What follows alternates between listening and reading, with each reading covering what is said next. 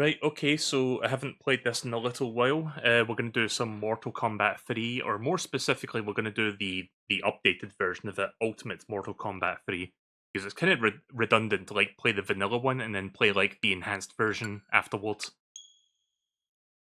But yeah, basically, like I think Mortal Kombat 3 came out, and not to say it's a bad game or anything, but it had like some problems with it. Namely that they lacked Scorpion for some fucking reason. Like it had Sub-Zero, but Scorpion was just nowhere to be seen in that game. And I think the devs quickly realized, oh shit, people wanted this character back. What do we do? And then they're like, okay, we're gonna make like an enhanced version, and we're just gonna release it like within the year. And they did.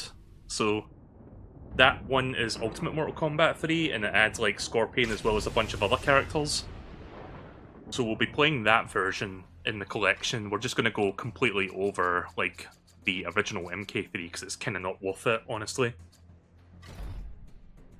Let me fix the volume here. So yeah, Mortal Kombat, hang on, switch to arcade. So we got 1, 2, here's the Vanilla 3, came out in 1995. And then Ultimate MK3 came out within the same year. And there's also this version, I don't know what the difference is. WaveNet? Is this like online PvP or some shit? A special version of Ultimate Mortal Kombat 3 was created to work with Midway's unreleased online multiplayer service, WaveNet.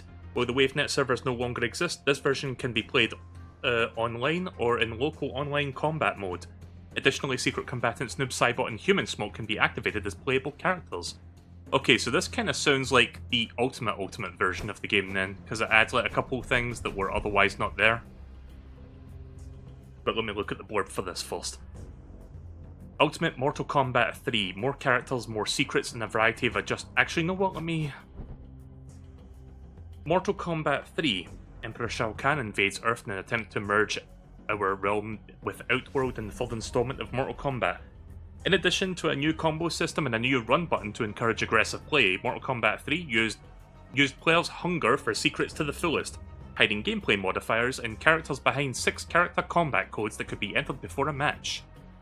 Yeah, that was one of the cool things about this game.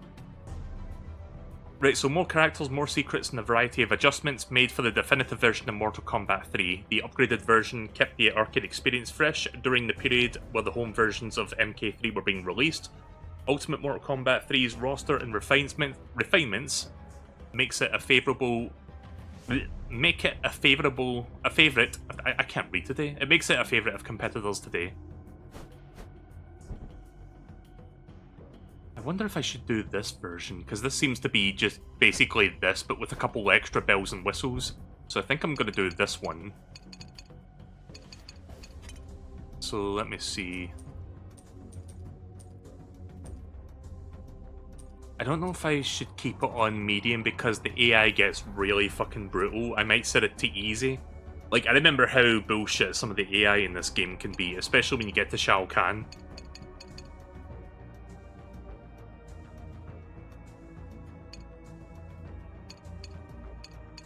Right, so violence, blood. I'll turn that on.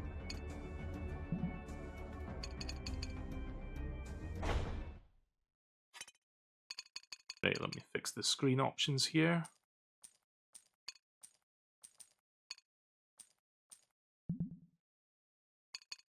And turn the move lists on. Oh, that's cool. You can set it to special or combos. Okay, so I can do both. I'm gonna set it to special only, just so that I remember what my moves are for the different characters. But basically, this game had like a combo system where you could like do a bunch of like different hits back to back. I think they called it the dialer combo system. I forgot what the name for it was, but basically you had to like press buttons in a certain sequence to like do a series of like rapid fire hits, and usually it only works if you like run up to the player and like do it in their face. It's kind of like an interesting system. I kind of like it. But yeah, downloading WaveNet data. Interesting. Yeah, I didn't know about this version of the game going into this collection. It's kind of cool that they included it in the Legacy pack, so... But yeah, Mortal Kombat 3, I kind of feel like is the peak of the MK series. Like, it really is super fun to play. Don't know if they have a little... I guess they don't have a little story thing unless I just hold it here for a minute.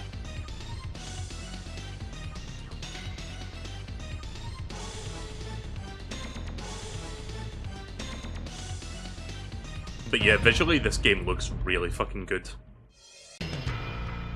Right, so it's just going to like a demo thing. WaveNet news not available. Oh no, how will I live without that?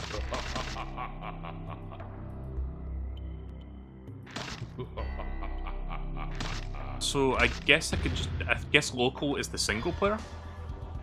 Right, so here's all the playable characters. You can see we got Scorpion in here, of course. Oh.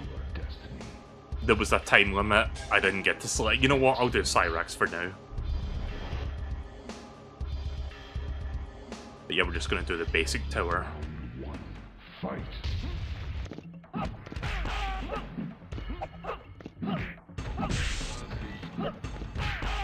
But yeah, Mortal Kombat 3, I would say it's my favourite of like the classic era. The classic era including MK4 as well, which I also enjoy. But I just feel like MK3, especially the Ultimate version, is like just near perfection for Mortal Kombat.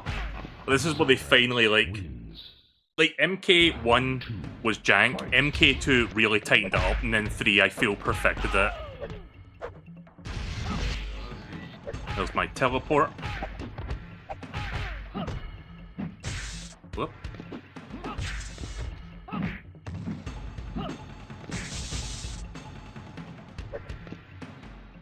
Come here, you.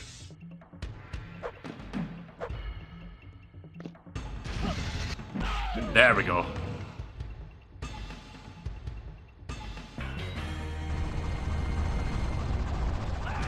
Right, there's one of my fatalities. By the way, I love how many fucking, like, body pieces and bones just come flying out of the character, like, way more than there actually is. It's, like, over-the-top silly, I love it. Also, one of the mechanics in this game is that if you're in a certain kind of level, you can uppercut them and... wait for it. Yeah, how about you let me demonstrate this, dude?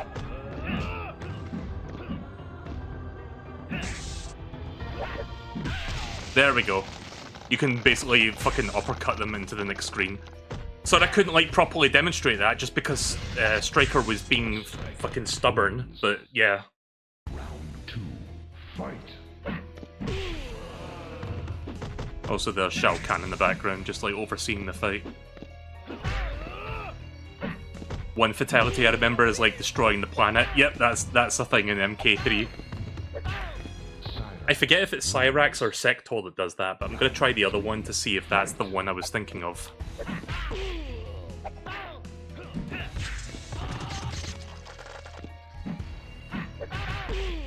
Like, you just drop like a million bombs and then it cuts to a shot of like the entire planet and the whole planet just like gets like destroyed. And it still says like Cyrax wins. Again, this game is very silly, right? Oh, from close.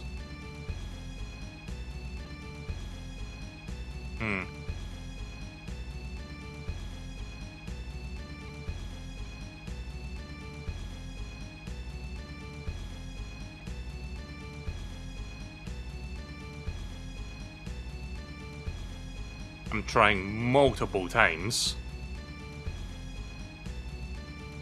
I am pressing L at the end, it's just not doing it.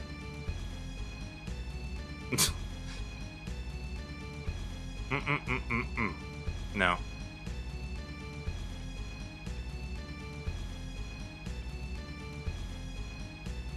It does look like he's dancing, yeah.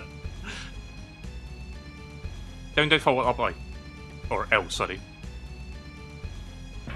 There we go. That was kind of difficult to input that. Look at how many rib cages there are. There's like fucking 4 of them on the screen. There should only be 2 at most.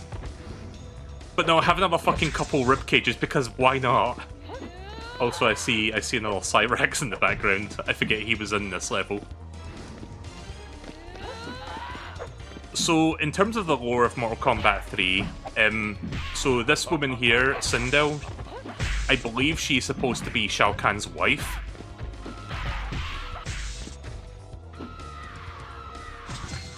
And she can do shit like that.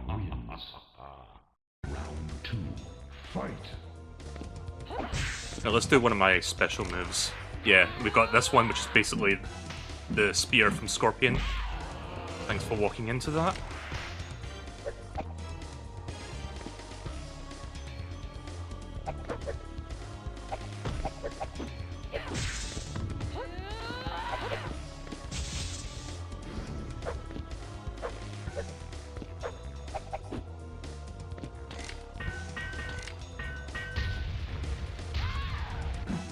Oh, I missed it.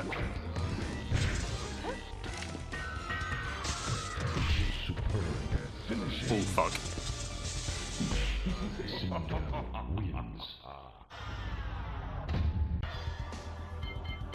Now, you know what? Since we did Cyrax, let's do Sector.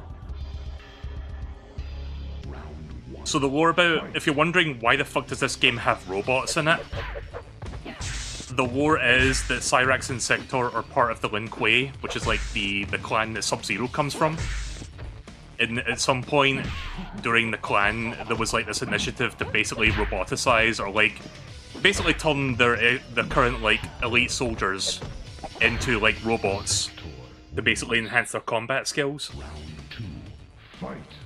So yeah, while Sub-Zero or Bihan, or like whoever you want to call them, didn't get roboticized, these two ended up doing so.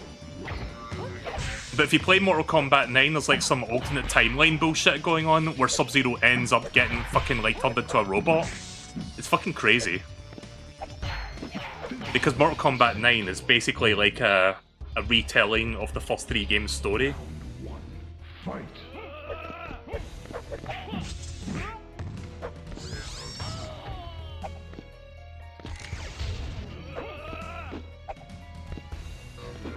Oh yeah, there's a run button, by the way, so you can just like get up to someone's face and like be more aggressive.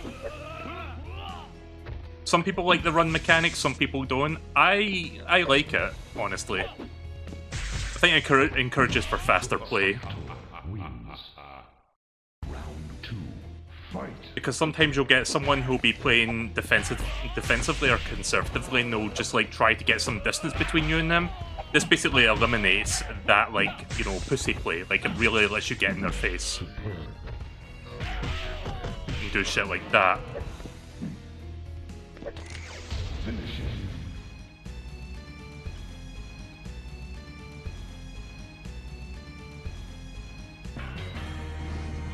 Oh shit. Flamethrower. Sector wins. Fatality. Yeah, it's quite violent, that. Fight. Whoa. Yeah, I forgot I could do this. Whoa.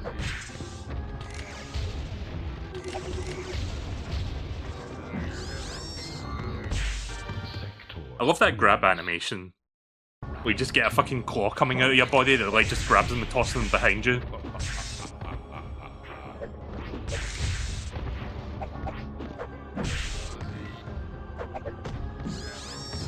Damn. There we go. One of my favourite levels in this game is the subway. Not the sandwich shop, like an actual like subway tunnel. Where it takes place under the streets of like Earth or somewhere. I forget what country it's supposed to take place in, I guess. America, but I don't know what state. Let's do Scorpion for a little bit. I'm going to jump around and try different characters. But yeah, here's the tried and true, who was not in vanilla MK3, but they added him into the ultimate version.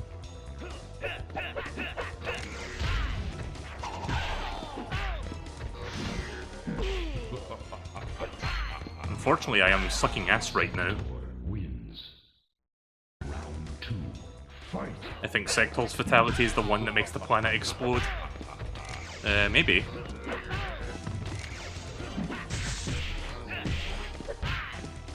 Oh fuck. Oh damn! He fucking missed! fucking whiffed that uppercut before he fixed himself. You know what, let's go back to Sector real quick, see if I can get that other fatality. Round 1. Fight. So here's another, like, I'm guessing New York is where this place takes place. Whoa. Okay, that was a good combo. Oh! Yeah, it's always the danger of doing that move. They can block it and then just capitalize by uppercutting.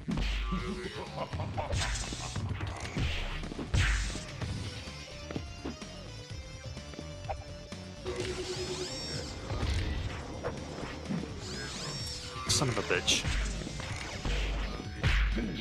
Oof. You see what I mean about the AI being kind of bullshit in this game?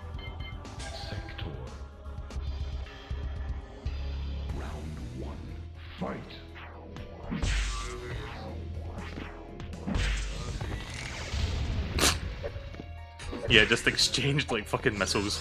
Oh.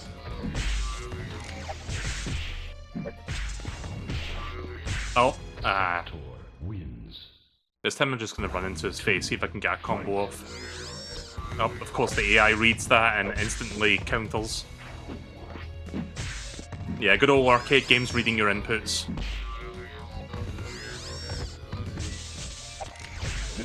Fuck. So this game, each character has 2 fatalities, but they also have, I think it's called a brutality. They also have a friendship, which is a returning thing from MK2, and they have an animality, where they turn into a fucking giant animal and just like maul you to death. And each character has their own like unique animality like form. I mean, I'll give you a cookie if you can guess what Scorpion turns into.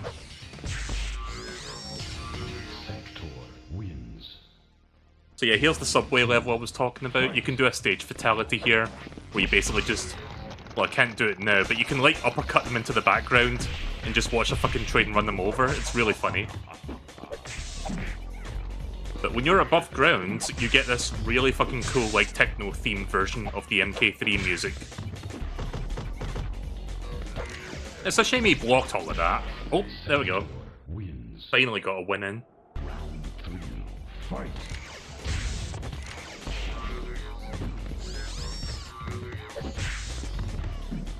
Ah, crap.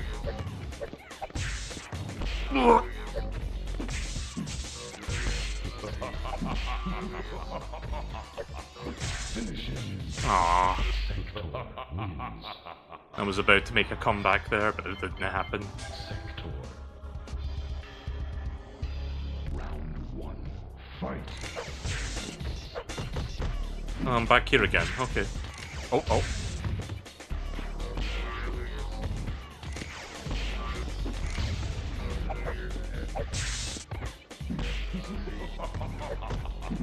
I swear one of the grunts that Sector makes when you knock him into the air, like it sounds like he's saying XYZ. Not that one. Like, keep listening, you'll hear him go XYZ.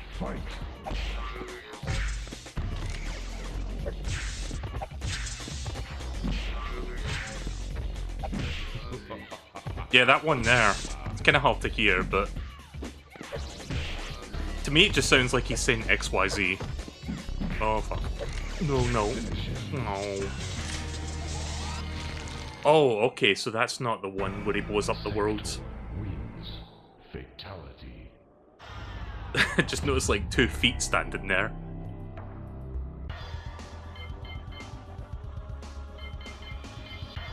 Smoke. Is it Smoke that has that fatality I'm thinking of? Round 1. So Smoke was one of the hidden characters from Mortal Kombat 3 originally, but they ended up making him a fully playable character for this version, it seems like.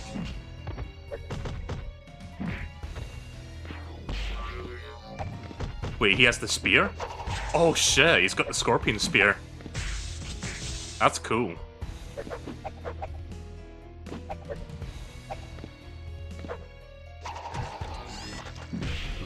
There we go. I think the difficulty's starting to go back down now because I've lost a few times. But this game basically has like a variable difficulty system, where the more wins you get in a row, the harder the opponent becomes and the more bullshit they are. But I think if you lose enough times and put enough quarters into the game, they start to, like, you know, dial the difficulty back a bit. It's kind of like Resident Evil 4 with its, like, difficulty system. Oh, here it is! This is the one! Look at this! Smoke wins. Yeah, that's the fucking shit. I love that. Round 1. Fight. Right, here's the endurance round, so I've got to beat 2 characters in a row without losing my health bar.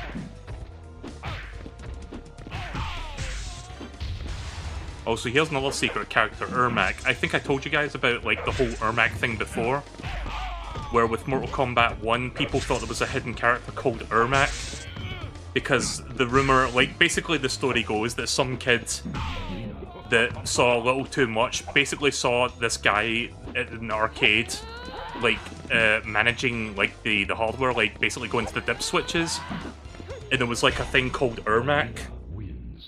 And they thought to themselves, oh, Ermac, maybe that's a hidden character, kind of like Reptile, I should tell people about that.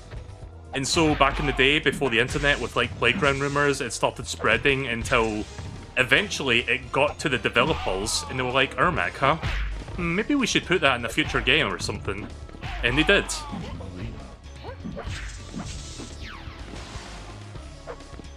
So yeah, that's basically how Ermac came into existence. Ermac stands for Error Macro. It is a shorthand to explain, like, it's basically a debug function that, like, reports, like, errors in a video game. So if there's something going wrong in the background, the game, like, reports it to the people, like, managing the arcade hardware.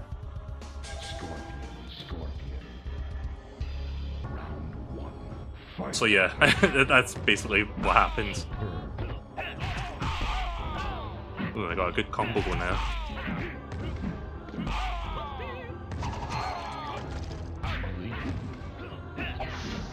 Another thing I like about this game is the roundhouse kick. Like that one there that fucking sends him flying.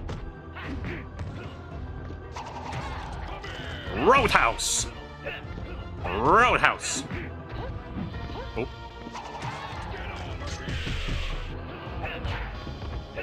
There we go.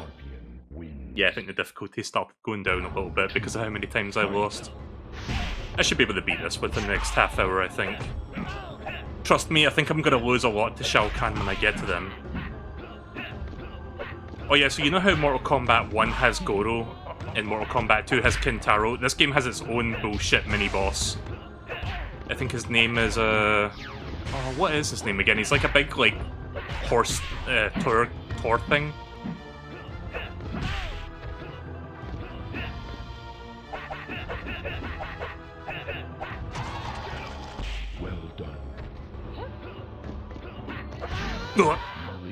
Almost. Round 3. Fight. I forgot the dude's name. But he's basically just this huge, like, half horse, half man person. He's a half man, half bear pig. Oh, fuck.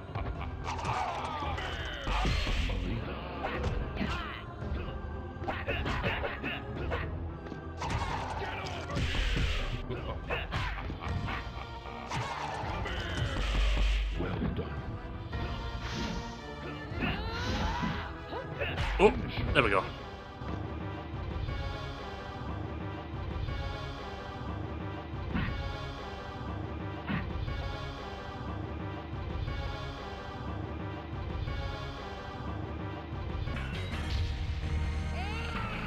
Wait, there's the Babality.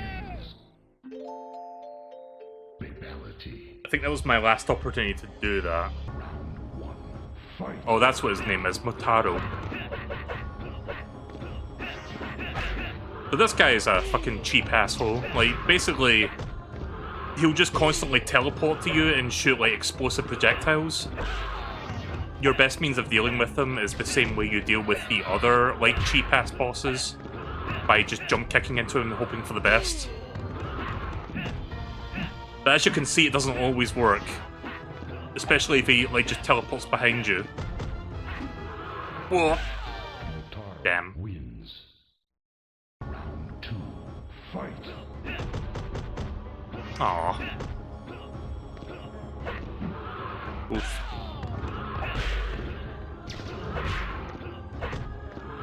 Oh. What?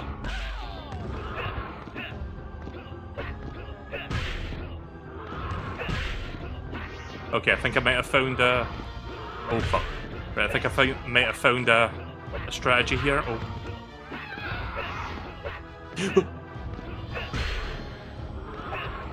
Oh! Oh damn! Right in the face. Right, one more. Round 3. Fight. What do you mean I missed them? Ooh. Yeah, you see that explosive projectile?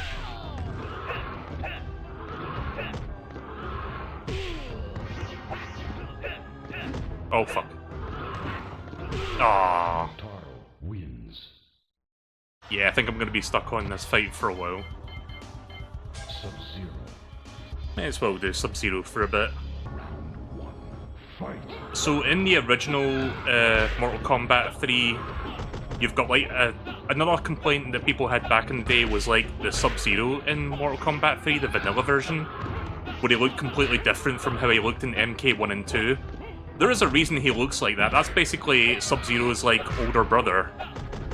Because the lore is basically that the original Sub-Zero is called Bihan, which is like the younger brother of the one in MK3, and he basically gets killed. Sub-Zero wins. So yeah, the successor, the one that doesn't have like the classic ninja outfit, is like, you know, a completely different Sub-Zero altogether, but he like takes his name. But they ended up, like, in this version of the game, you can have a choice of both. Like, you have the classic Bihan Sub-Zero, and you have, like, the updated version. So yeah, I'm using Bihan right now, I think.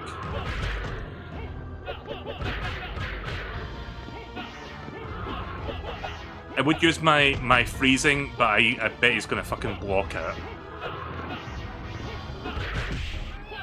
Ooh.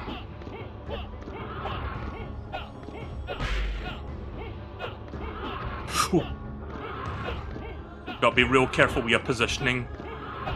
There we go. Sub-Zero wins. If you get too close to him, he's gonna fucking grab you. Round 1. Fight. Alright, chat, welcome to the next hour of the stream. I'm gonna be fucking stuck here for at least 60 minutes, I know it.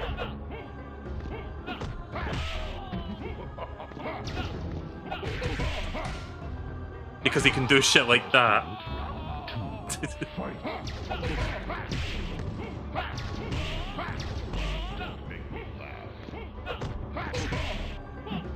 And yeah, he's also got a mechanic where he can just taunt you. Scorpion.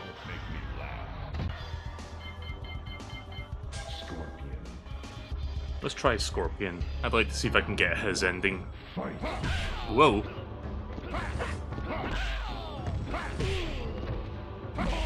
Nice.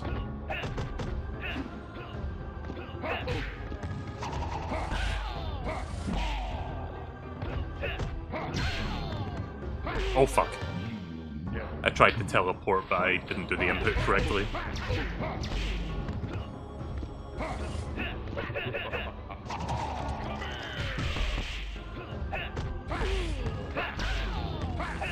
Oh crap. Oh no! Aw. So yeah, there's Bihan, there's the newer one. Scorpion. Round 1. Fight.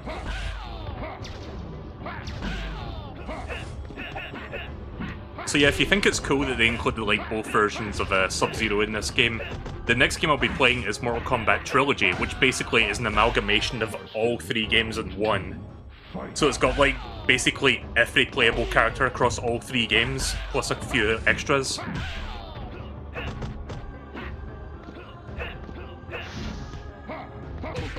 Oh, okay. Again, this is going to be like the next 30 to 60 minutes of the stream, this final boss. Like, Shao Kahn does not pull any punches. The only time where he kind of goes easy on you is when he occasionally taunts so you can get a free hit in. But then he goes back to being bullshit again.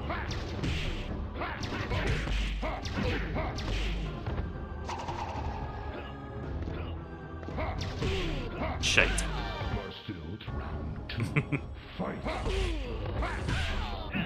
Oh fuck.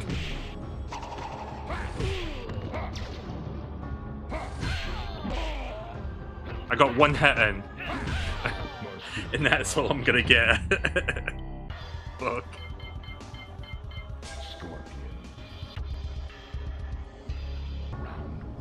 I hope this game has like the ability to let you look in the dip switches and check out like the endings, because I want to see like some endings in this version of the game. I want to see what fucking Smoke's ending is in Ermac. I think the lore of Ermac is that he's basically like Shang Tsung's creation, and his source of power is basically the souls of the deceased.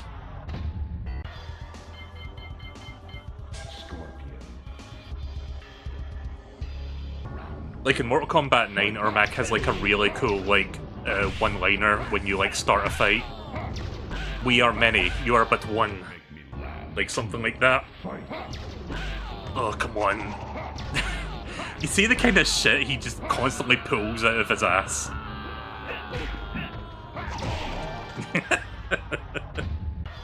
I'm not even mad, it's just funny. But eventually I will run out of patience. I'm gonna keep trying till I beat him. Right, there we go.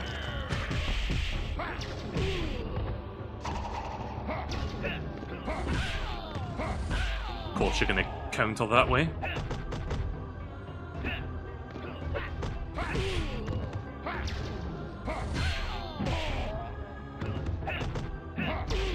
Ooh.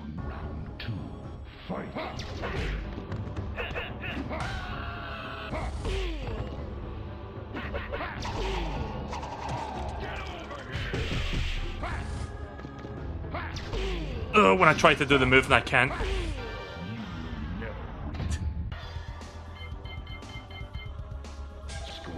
I hate that I can't press left once to go from Katana to Scorpion. I have to like manually move to the right to like do that shit, and he's like on the opposite end. Oh fuck. Ugh. You're just gonna be hearing me make dumb noises on the internet until I finally get a good match going. Oh fuck. Yeah, if he blocks you, he's gonna hammer you or like just fucking shoulder bash you. Ugh.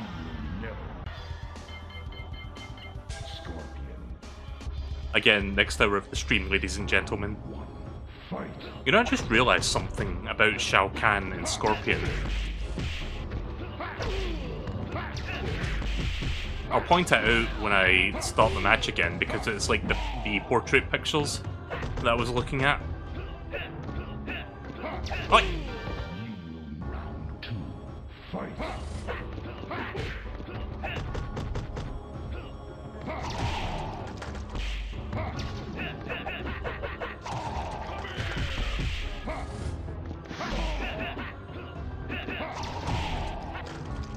Fuck. Oh. I like when he just goes into straight up panic mode and just unleashes all the bullshit moves at you. So the teeth patterns on those two look very similar to each other. I did notice that there.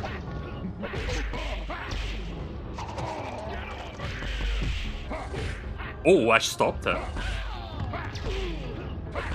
Oh. Couldn't stop that though. Like, you can block that shoulder bash, but you get staggered when you do. And during that stagger animation, he can easily capitalize and follow up with another bullshit attack. So blocking isn't really an option in most cases. It's only good for when he does the projectile. But if he does the shoulder and knee bash, it's not gonna work.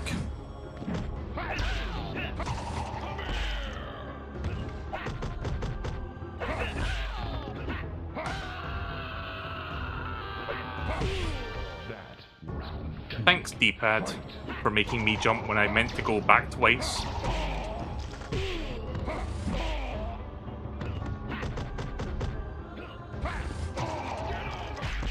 Oh, fuck.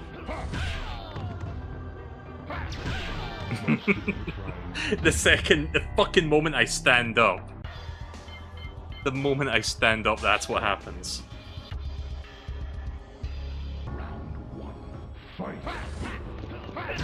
Also, sorry if I didn't acknowledge you there, Zachary. I wasn't looking at the YouTube chat, but I see it now. By the way, I love that death scream. At least normally it's a death scream, but if he stuns you with his mallet, you hear that scream too. Like just that elongated, like, girly scream that he does. Oh!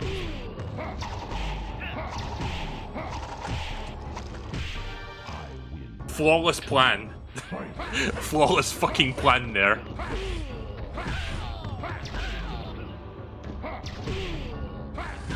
Damn. By the way, if you see me ducking on this spot, I'm trying to do the teleport, but sometimes I can't do it, like, properly. I'm just gonna blame the Switch 2 D-pad for that one.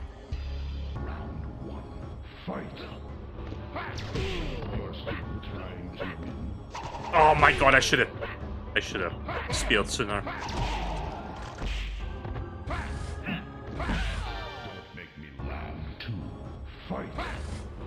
By the way, I love that they don't even wait for you to, like, fully fall to the ground. They just quickly move on to the next round. Like, they knew they didn't want you to waste your time here. Like, you just want to get back into the fight as quick as possible.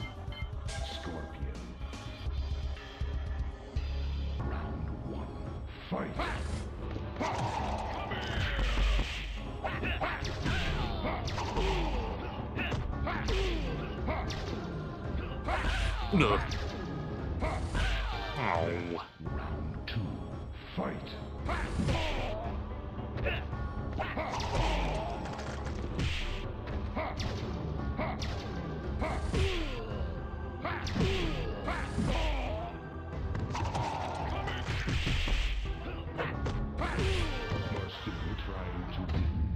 Are you still trying to win?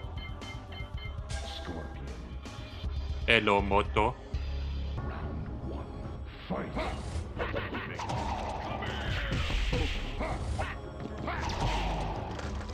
Fuck.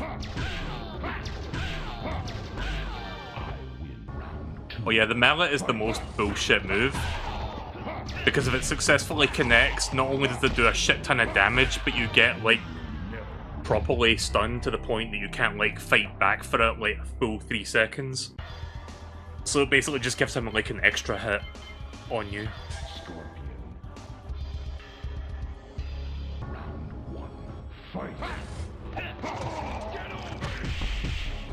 By the way, when I say that Mortal Kombat Trilogy has all the different characters from the previous games, that includes the boss characters. So I can even play as, like, fucking Shao Kahn if I really wanted to.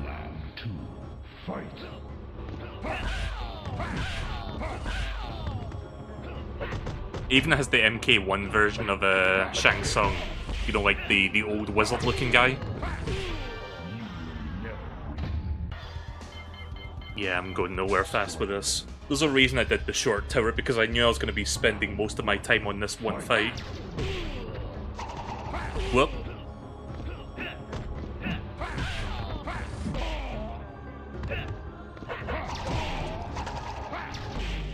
Awesome.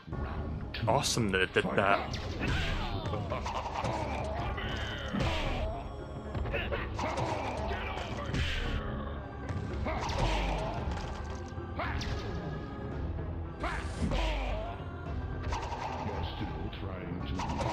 Oh, nice. Oh. Yeah, there we go. Kinda got into a flow there. Oh god. What? Well, it was a good attempt while it lasted. Back to getting 2 wins again.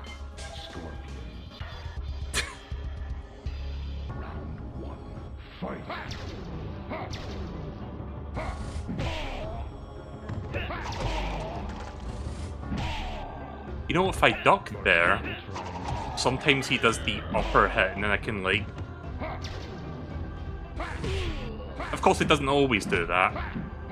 Whoa. Stop it! Oh.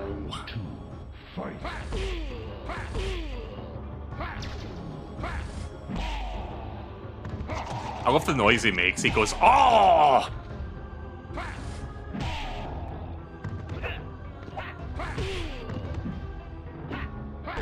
Son of a bitch!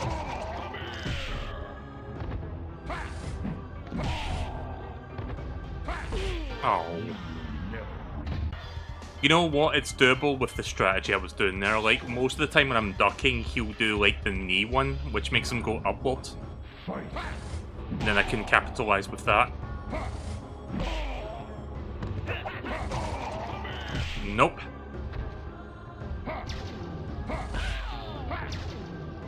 Oh, fuck.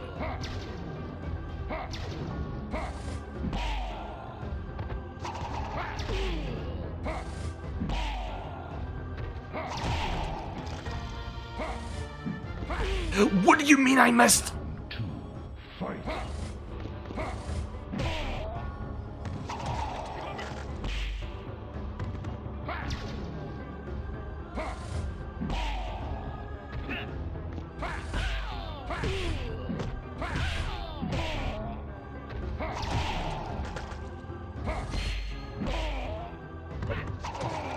There we go. One each.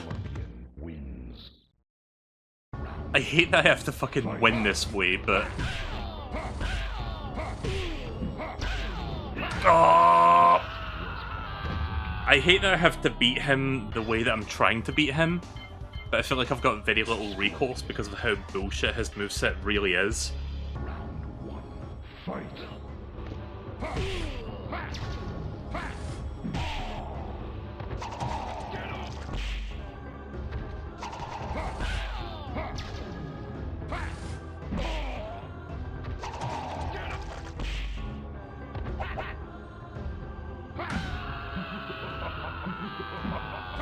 Are you kidding me?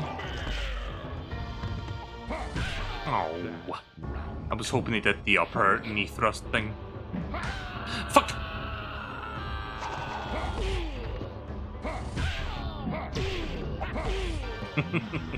No. No way. Right, here we go.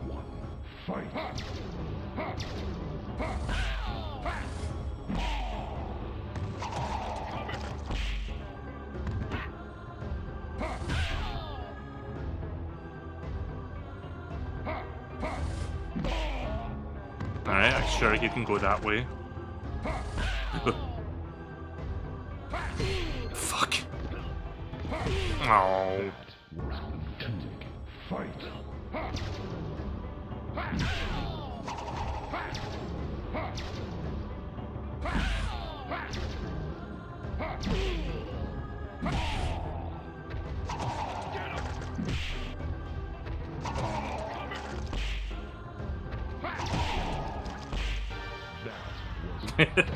Again, I don't even hit the ground.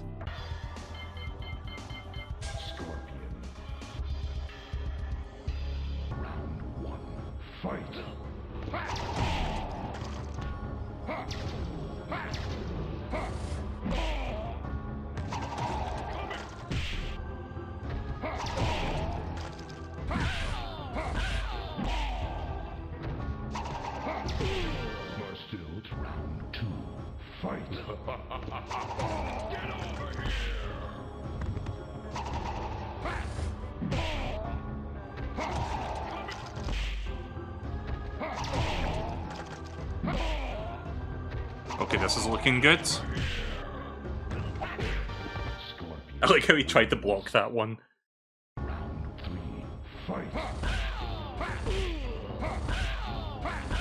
Okay, he's going into panic mode.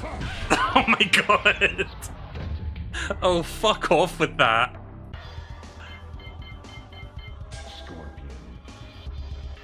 He didn't even fucking do anything else. He was just like, okay, I'm just gonna keep shoulder bashing you till I win.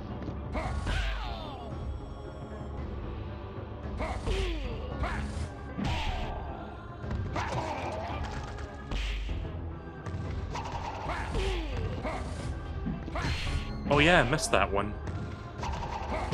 Oh. Make me round two. Fight. Oh no!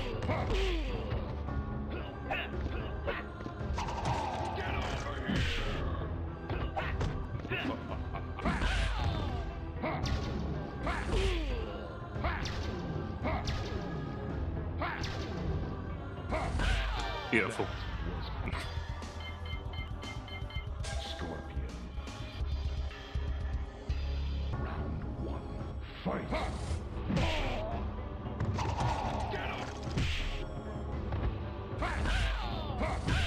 Don't make me laugh.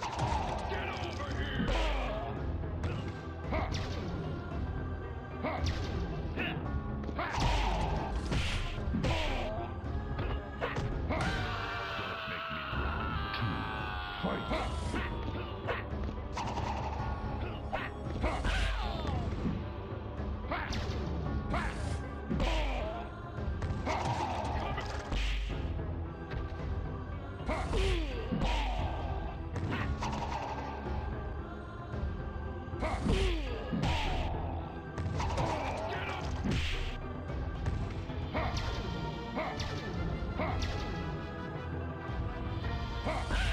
Nice. I was hoping he fucking shoulder bashed me that time. You know what, maybe I should hug the wall.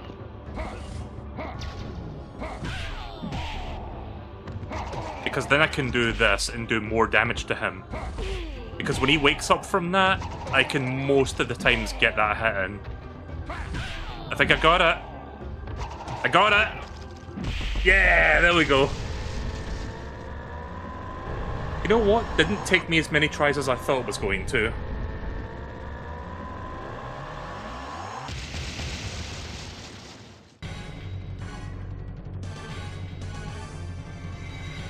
Shao Kahn is no more, even though we already killed him in MK2.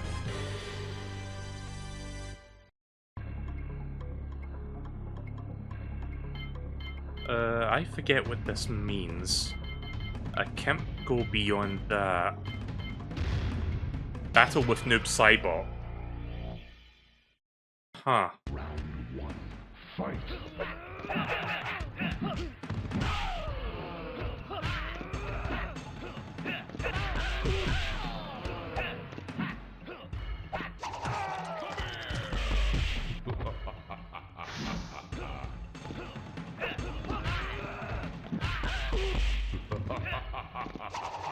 Oh fuck. It's official. You suck. I like that line. Yeah, I forgot that came from this game specifically. I thought that was MK4 that he says that. So I think I mentioned it when I was playing a previous game, but Noob Saibot is basically, like, people are wondering, what the fuck does his name even mean? It's basically the names of the two creators of Mortal Kombat backwards, or more specifically, their surnames. So, John Tobias Saibot, and then Ed Boon, Noob.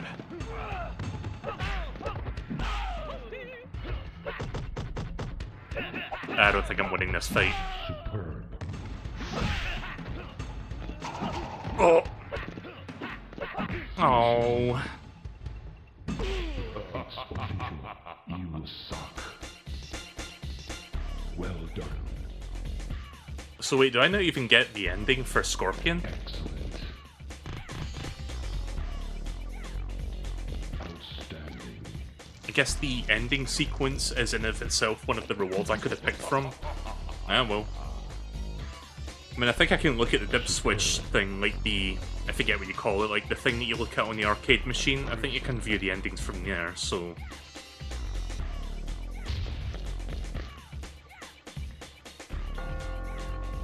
Yeah, there we go, John Tobias, Ed Boon. And some guy I've never heard of before. Yeah, Dan Forden, that's the toasty guy.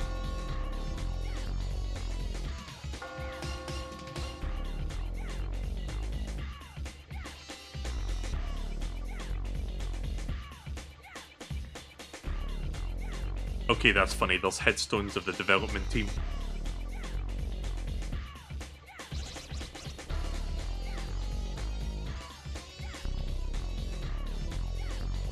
So I don't know if anyone's even playing this online. I could try, but I'm not really expecting any online matches. By the way, I love the screams and grunts in this fucking, like, soundtrack. There's another level we didn't get to see. The bell tower.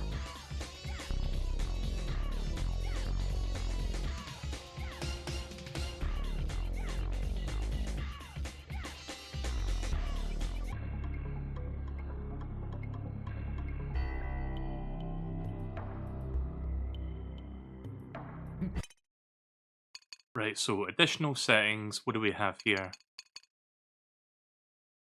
There's human smoke, and then there's noob cybot.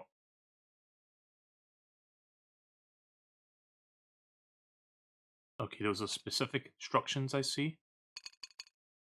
There's rewind. I don't know if I can do that thing where I can, like, look behind the scenes of this arcade machine. I don't think you can do that on this particular one.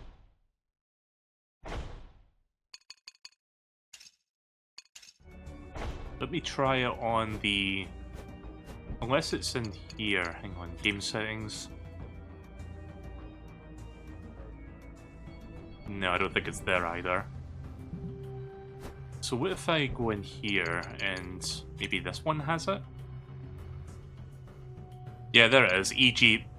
EJB menu, or whatever it is.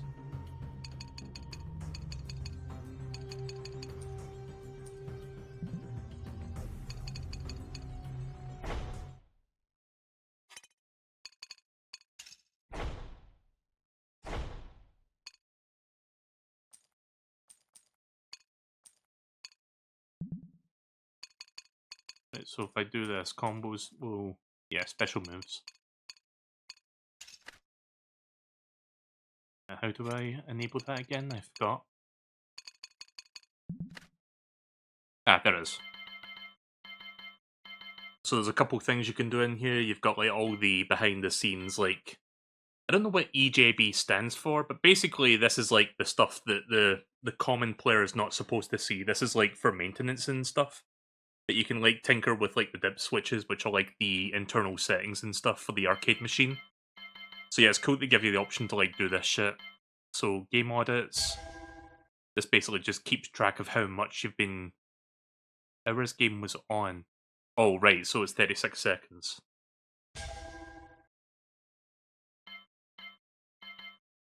Ed J. Boone. I didn't know his middle name was J.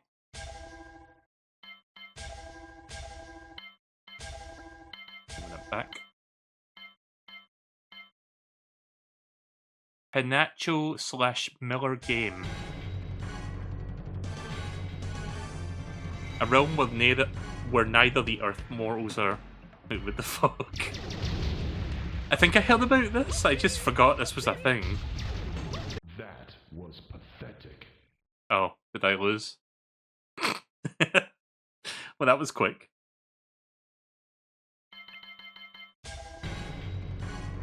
You've been transported to another realm, a realm where neither the Earth Warriors nor Shao Kahn have any control.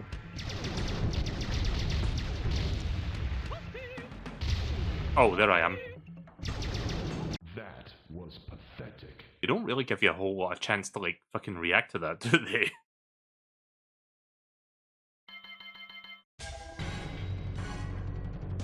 I think one of the Mortal Kombat arcade cabinets also had, like, Pong built into it, but I don't know if it was this one or a different game entirely. Oh, fuck.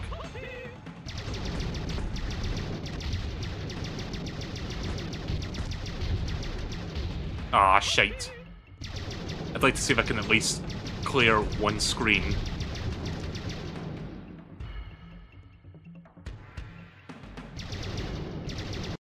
There we go. Oh, I won. I won apparently I won it.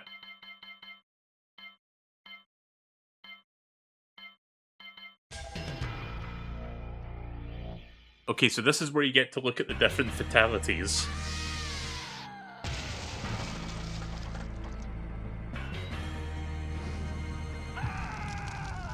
There's a classic. It's an MK1 fatality.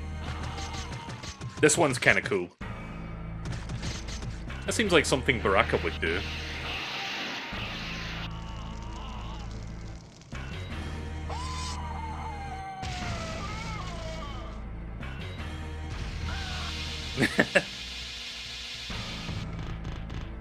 Yeah, Striker's basically a policeman. I forgot he had like a fucking taser for a fatality.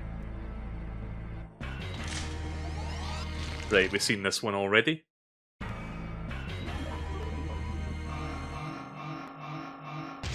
Self-destruct.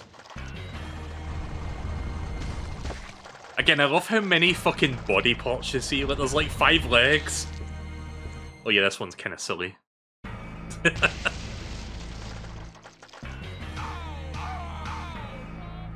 That one's fairly standard, fairly basic.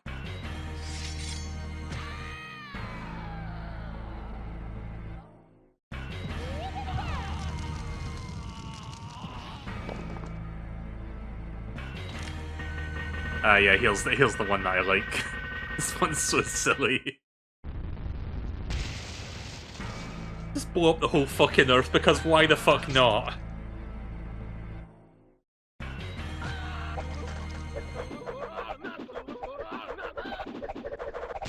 Okay, that is very silly too.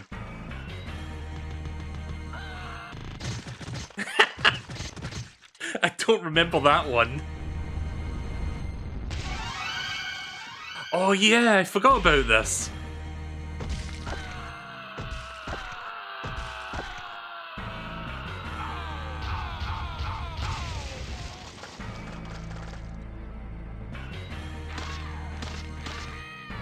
Yeah, just pull the whole skeleton out. Like in MK1 he pulls out your heart, in the second game he just pulls out the whole goddamn skeleton. Oh yeah, that one's good. I like how they made a whole leg sprite just for that.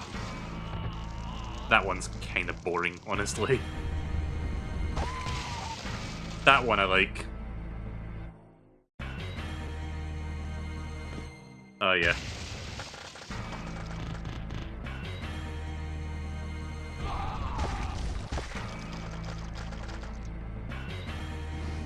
I love that they scream after losing their head. Yep. Okay, yeah, we've seen this one already. I did get to showcase a couple of these earlier. Oh yeah, I like this one. Just fucking screams the soul out of his body.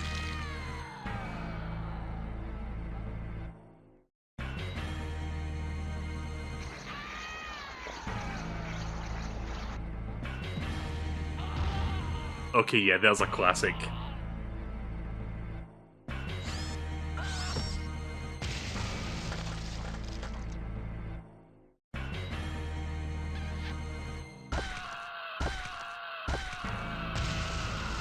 Okay, that one I don't remember at all. So many fucking death screams, I love it. Ugh. Yeah, that definitely seems on brand for Melina. Also, there's a classic MK1 fatality. That may be the second fatality for that character, if that's the case.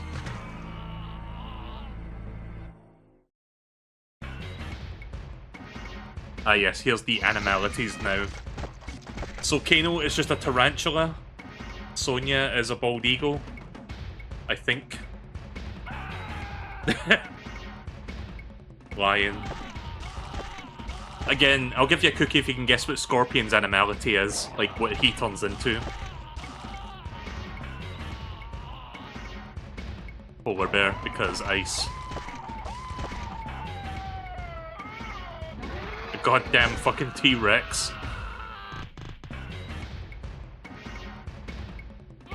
That is a hornet.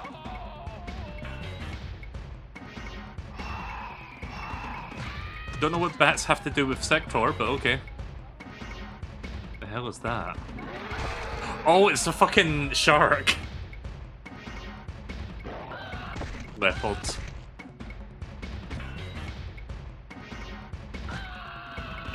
just a bony rhinoceros for some reason. Oh, by the way, Shiva is Scorpion. Or her thing is a scorpion.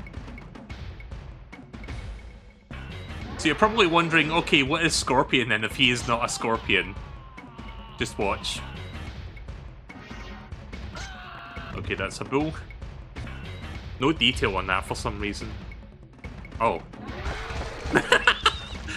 I don't remember that one.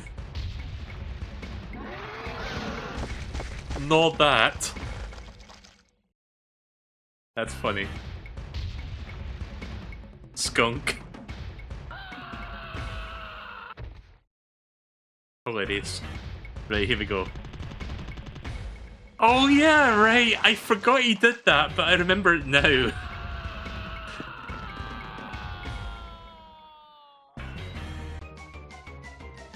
Right, time for the friendships.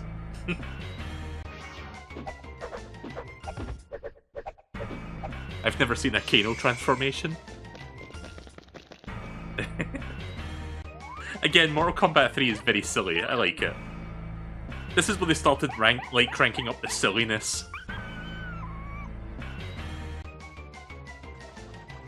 Friendship. Friendship again.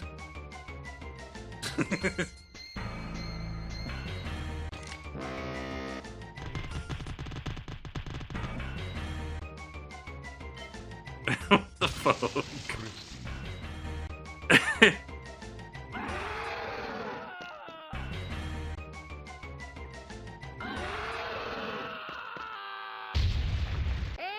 And now the babalities.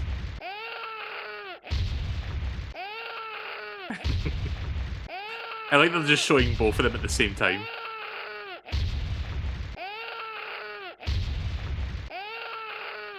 By the way, you thought Baby Mario was annoying?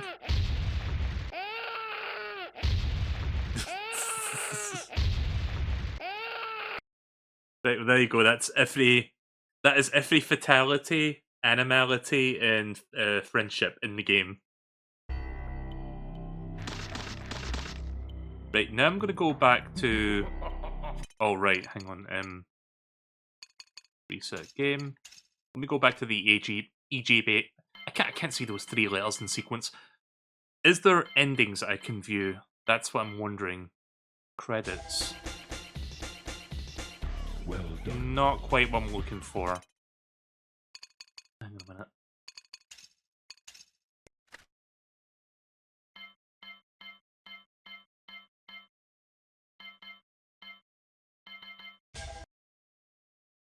So wait, what did that do exactly?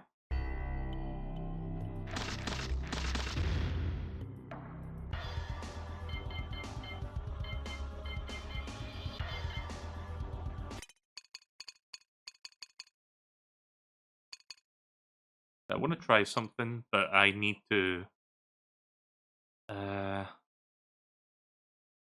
Okay. I was hoping there was an option to, like, kill the opponent in one hit, so I could just, like, speedrun and get, like, Scorpion's ending. But it doesn't seem like that's a thing in this game, so I can't do that. Also, I don't know what the hidden settings did, it didn't tell me. Scorpion, choose you. Excellent. Round 1, fight. Wait, what did the hidden stuff do?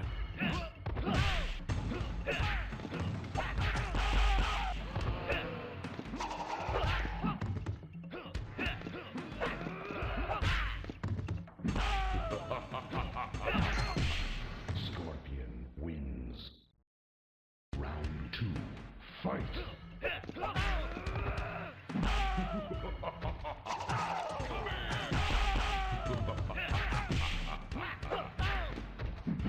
Superb. Well done. Finish him. Scorpion. Oh, right. Hang on. How do I rewind? Hang on. What is the rewind button?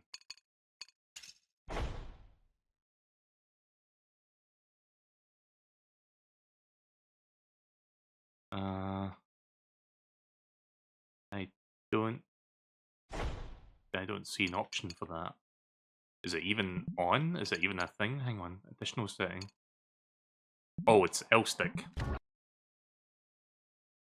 Let me go back for a second. Round about there. Now if I go into additional settings, unlimited fatality time. Right, resume.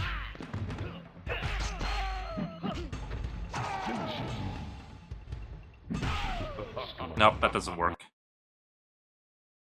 I was wanting to see if I could do the pit fatality, but I don't know how you do that. I thought you just do a straight up like. Unless I have to like hold a button or something to do that. No.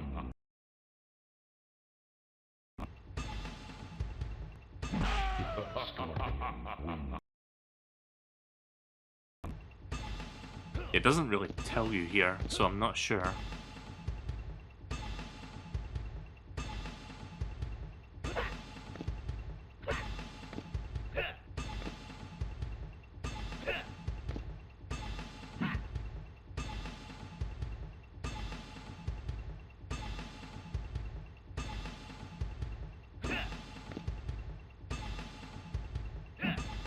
I don't know what it means by pass sweep. What, here?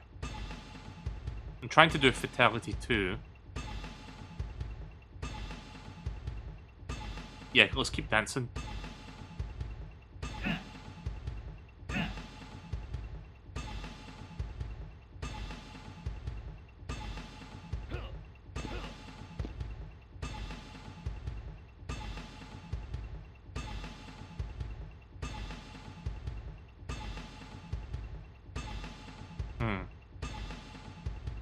Having a real lot of trouble doing. Oh, there we go. So I'm not allowed to hold the walk button. I thought walk button would.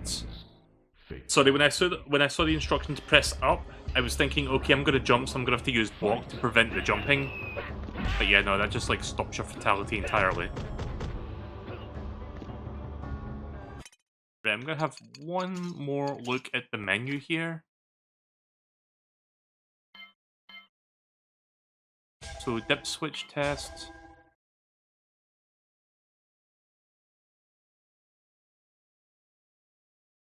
Right.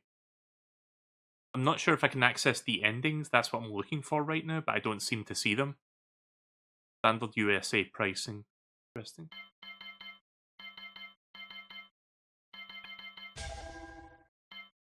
Oh, that's cool. You can check out all the buttons and stuff.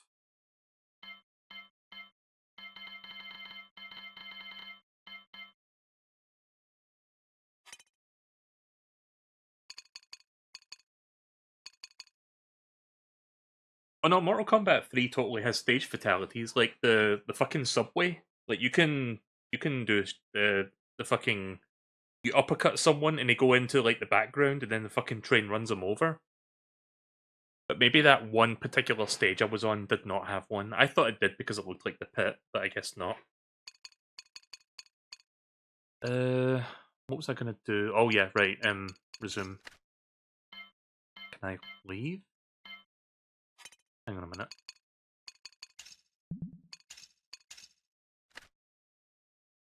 Try to see if I can find the endings, because the first two you could like look at everybody's endings, but I don't know about this one.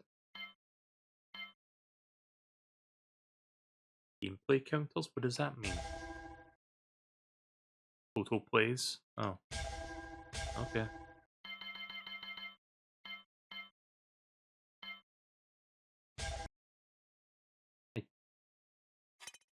Yeah, I do that, and it doesn't fucking tell me what it does or what's changed.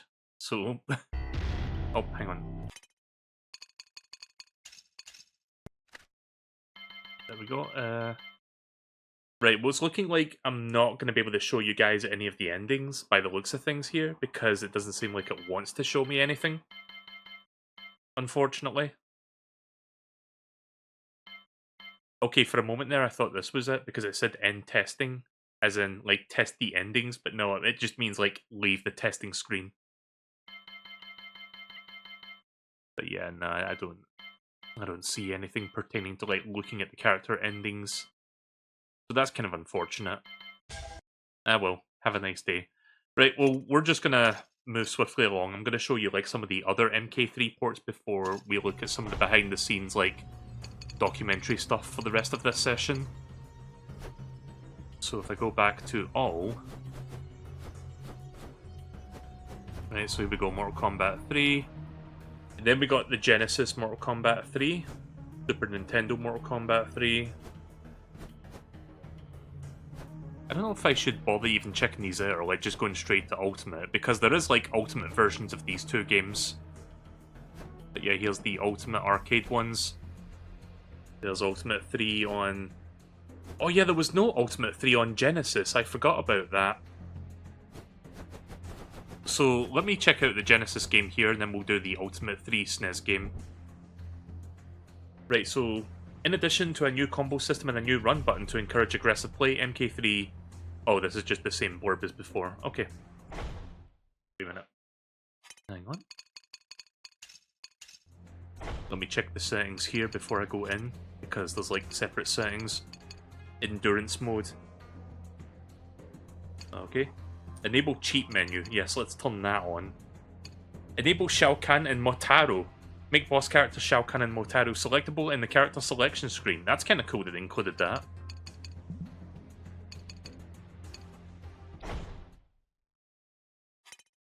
Right, so screen options, set that to full, turn that off. Right, so let's quickly look at how the Genesis version holds up. Yeah, I think I remember renting the Genesis version back in the day. Like, this was my introduction to Mortal Kombat 3. But yeah, there was no Ultimate version on this. It was just like vanilla MK3, so no Scorpion in this one, unfortunately.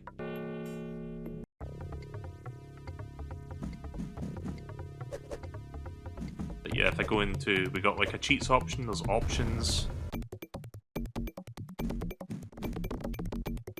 This is a very funky beat.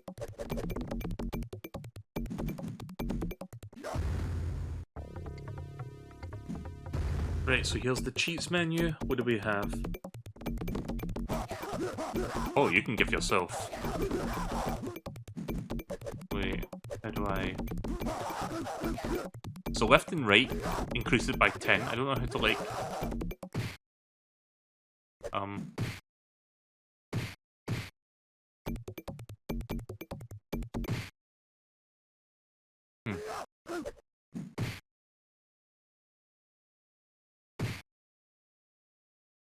Weird. So yeah, for some reason I can't like... I can only increase and decrease in increments of 10. But I cannot figure out how to change the 5 to like be 6 or 4. I tried every fucking goddamn button, nothing seems to work. But yeah, you can look at the profiles of all the characters, so... We could do this, for example. This isn't the ending, by the way, this is just like the introduction thing that you see when you like go into demo mode. So yeah, we have cheats, we also have secrets, which is like even better cheats. So let's have a look in here. So you can turn the timer off.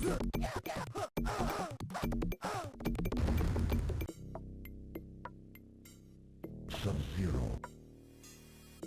So here's the ending, I guess. So let me rewind a little bit so I can properly read this, because if I start reading now, I'm going to be too late. Right, so in vicious battle, Sub-Zero faces Cyrax and Sector, but not alone. He finds his third Lin Kuei assassin, the elusive Smoke. Before Automation, Smoke, and Sub-Zero were allies, Sub-Zero helps Smoke recall his past and gain him as an ally once again. Sub-Zero defeats his cyborg assassins with the help of Smoke and finds it takes all his own strength to defeat Kahn and his outworld minions. The former ninja once again disappears into the shadows, his legacy known only by a select few.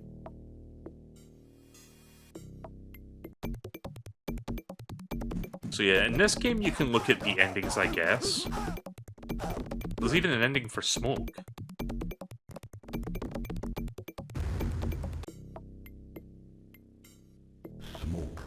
Smoke was once a friend and ally of Sub-Zero when they both tried to escape from being turned into machines by their ninja clan. But Smoke is captured and transformed into a cyborg with the mission to find and kill his old partner. Alright, then what happened? But Smoke soon finds himself being pursued by Shao Kahn's minions. He learns that he still has a soul and his true mission is the destruction of the Outworld invaders. He defeats Kahn and saves the world, but he is forever trapped in his artificial body.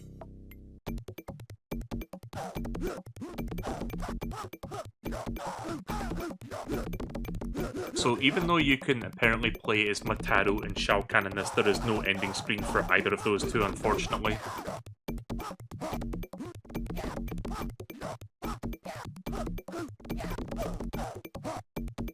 I'm just looking at the names to see which one might be the most interesting to look at.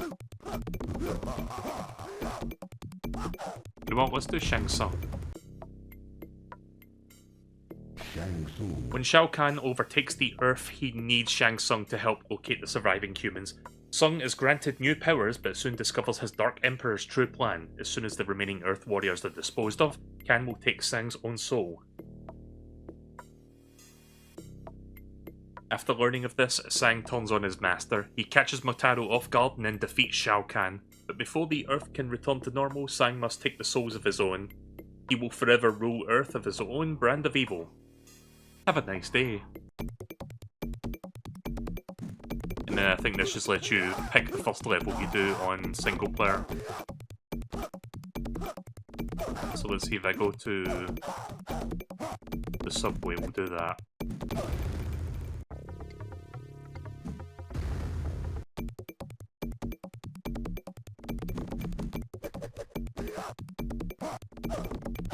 Oh, that's cool. You can enable these.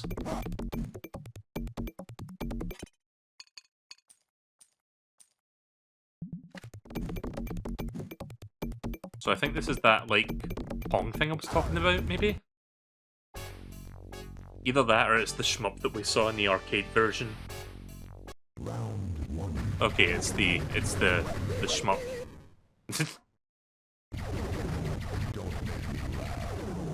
Oh, it just ended.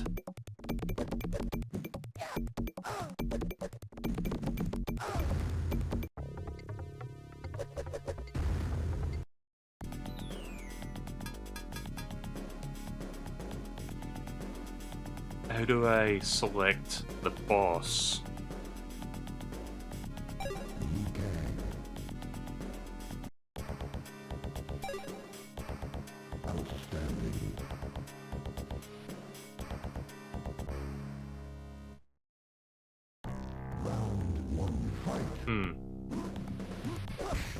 Okay, 1 second, everyone.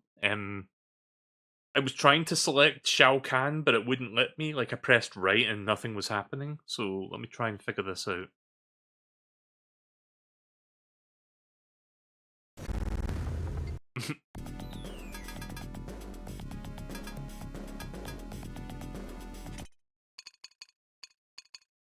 Let's see, additional settings. I'm gonna have to look this up real quick. I don't know how to, like, put my cursor on that, so this is one of those things where I'm gonna have to, like, look at it to see what it is.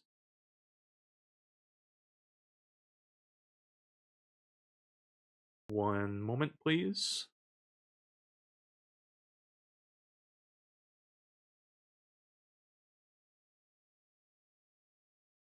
He can only be selected in the versus mode, apparently, so that's why I can't select him. That's unfortunate. Whatever. Right, well, you know what? Let's just ignore that for now. I'll just show you a couple fights in the Genesis version, and then we'll do the SNES one. Again, I'm not doing a full playthrough of each version, because we'd be here all year.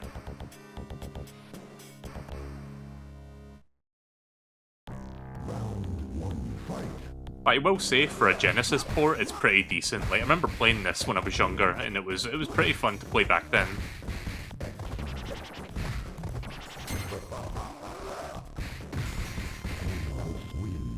Unfortunately, the AI is still bullshit, so we've got that to contend with.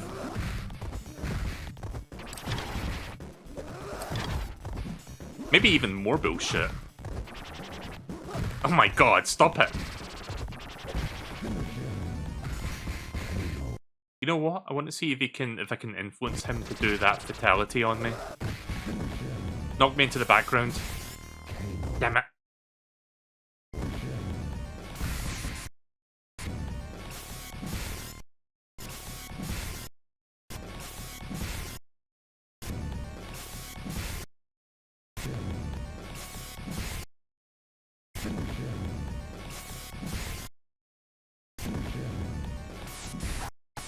Oh, there it is. Yeah, there you go. Fatality. Fantastic. Can I change the difficulty, or is it too late for that? I think you have to do that in the... I think you have to do that in the options. I think I left it at medium or hard or some shit like that. Let me set that to easy, because that seemed a little bit bullshit the way they were just pummeling me there. On the first fucking round.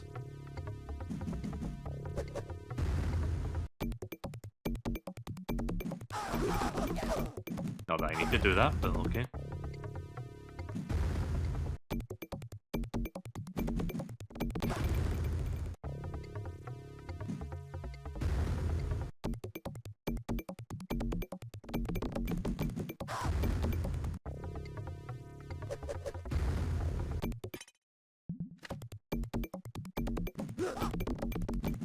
Yeah, set it to easy.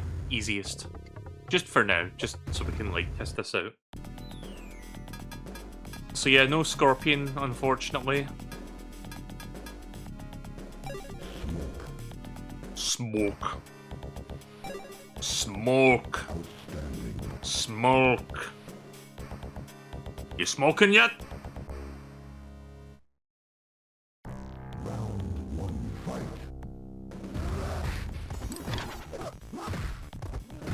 Oh god. I can't even get a single hit in, but there we go.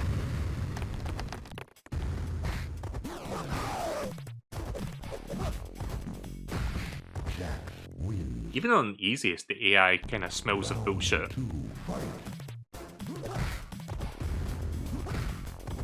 Ugh.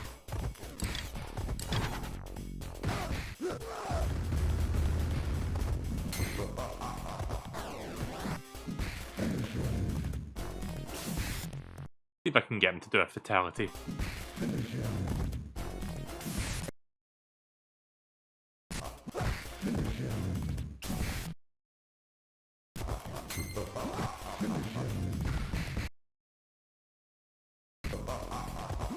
Finish him. Jack. Finish him. Finish him.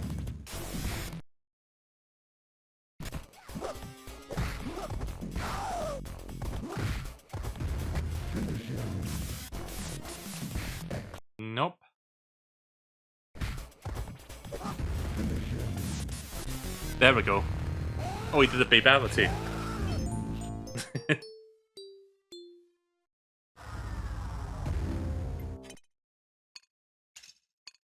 Right, let's quickly check out the Super Nintendo version now.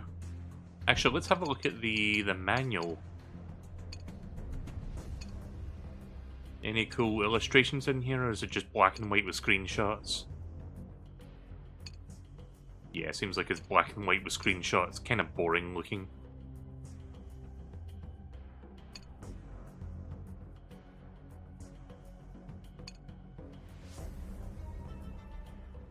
We do have this at least. That's kind of cool. It's basically like a lore overview, just like telling you like the different like factions of like, you know, people from the Earth Forces and Outworlds.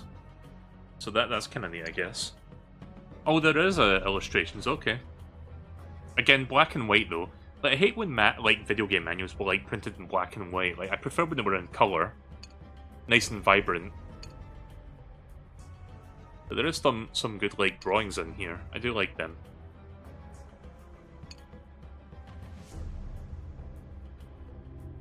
Okay, I kind of like how Shao Kahn looks with a cape on his back.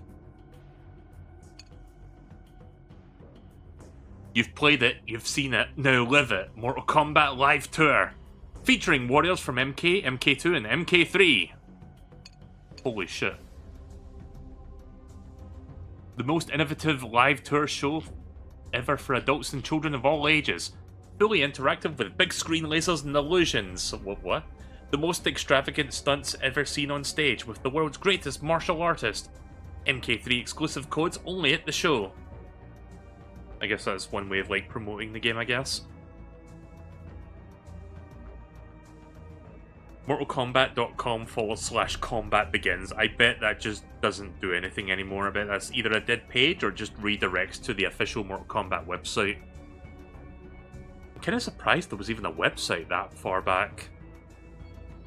But this game came out in like fucking, what, 95? Like the internet was still very fledgling back then.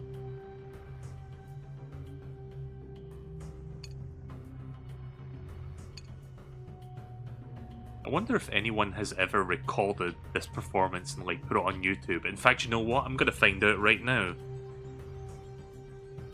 Mortal Kombat Live Tour 1995. Oh wow. Guys, there is a video of this on YouTube. It was uploaded 6 years ago. It's like 7 minutes long, so I don't think it's the entire thing, but it seems like I'm looking at a picture of it. Hang on. Let me take a quick screen grab of this so you can see what I'm looking at. But yeah, there is a picture of this, and it seems like there's like footage of the thing. Let me just get this image for you real quick. 1 sec. Yeah, check this out. This actually exists. Someone actually uploaded it on YouTube.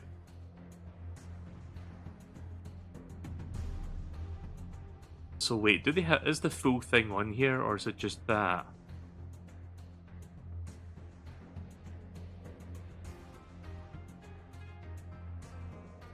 Mortal Kombat Live Tour 1995 stage show 4K remastered footage. May have to look at this later then. I'm not going to look at it right now, but I may have to look into this later on, now that I know that exists. I don't feel like pulling that video off of YouTube right now, but we can maybe do that later. Right, so we're going to skip vanilla MK3 on SNES because the Super Nintendo version did get an Ultimate port. Infinite credits, cheat menu, tournament mode. Yeah, I'll keep that off.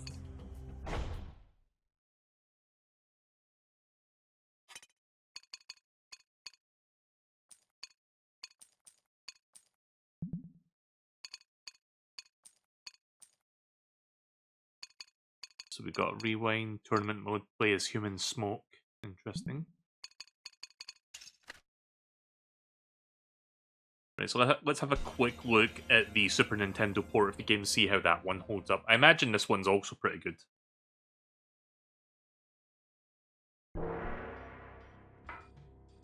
So we got cool stuff, cooler stuff, and for some reason Scott stuff, whatever that is.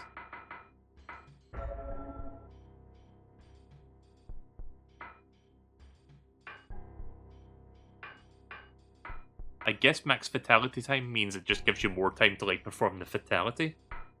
Play minigame. Is this the space shooter again? Yeah, this is the space shooter. Oh. Oh fuck. Man, I suck at this.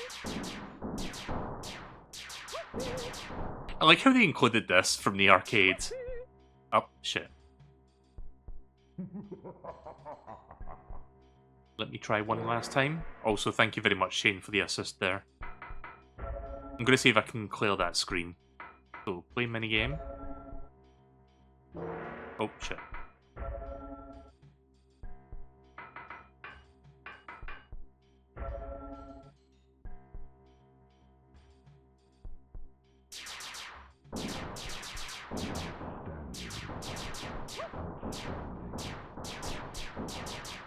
I'm doing better so far. Oh.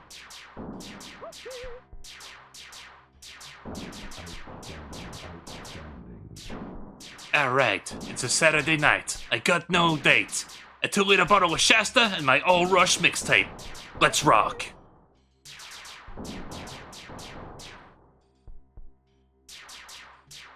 Puny Earthlings, you have been defeated!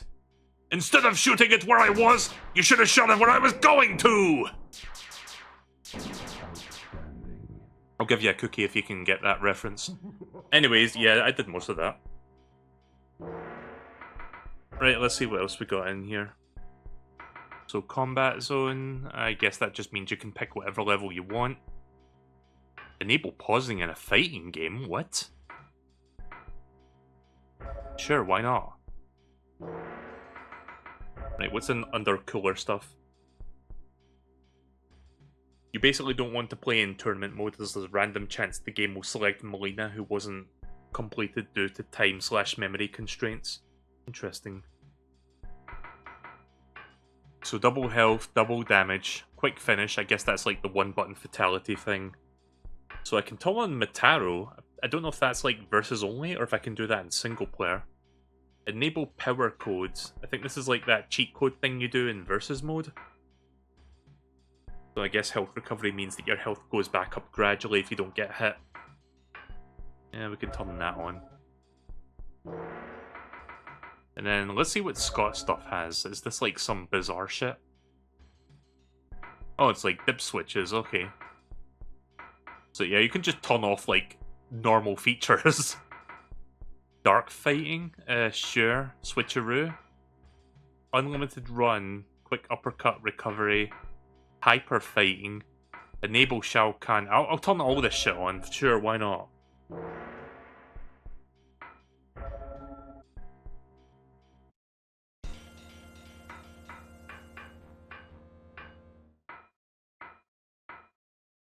Violence Control. Sounds like the name of a band, Violence Control. Dark fighting turns the screen black, save for the HUD. I guess we'll find out if that's the case.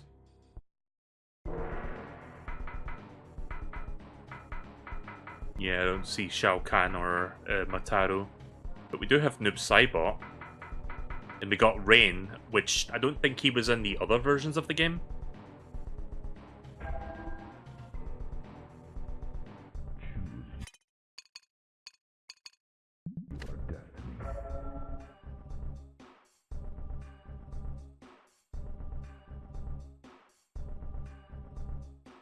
So yeah, I think Shao Kahn and Mataro are specific to Nintendo Power exclusive. What? Round 1. Fight. Whoa, what the fuck? Is this what dark means? Oh, okay. Oh, I see. Every time it goes dark, we're changing characters. Good gameplay. I can't even tell where I am or what I'm doing. Whoa, what the fuck?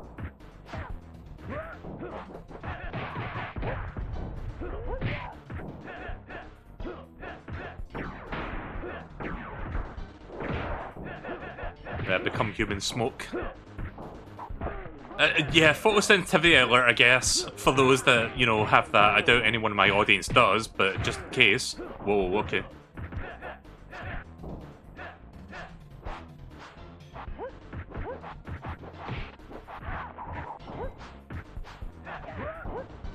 It sure has taken a while to bring their health down. I just saw the fucking the toasty guy there for a moment.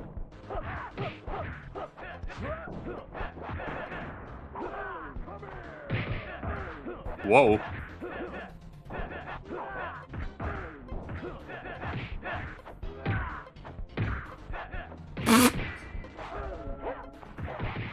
Why am I flying off the screen sometimes? What is happening? Who won?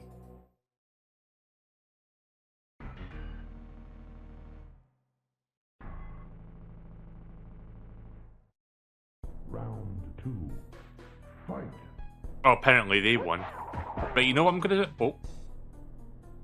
That is a phenomenal pausing screen that I just landed on. Like, oh, look at that.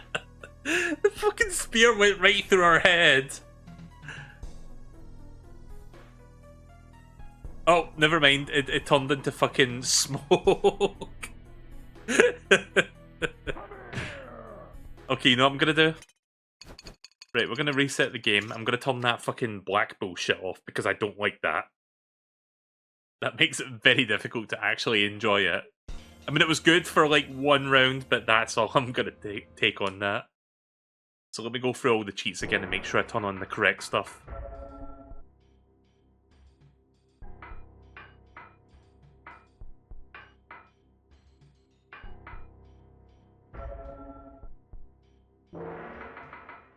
Right, cooler stuff. Quick finish. Nah, I'm fine with that, right. I don't know what power code means, but I'll turn that on. And then Scott stuff, this is where all the fun stuff is in. So I'll keep all that on. Switcheroo, unlimited run, quick uppercut recovery. I think hyper fighting is the one where the characters go fucking flying all over the screen super quick, because I did notice that during the brief flashes where I could actually see what was going on. So we'll turn that on and we'll see what's actually going on with that.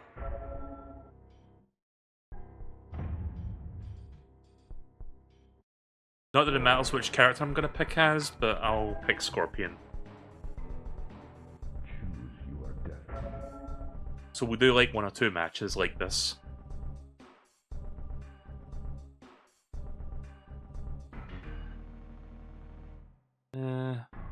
Let's do Hades.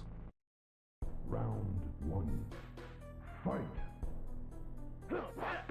Whoa, okay.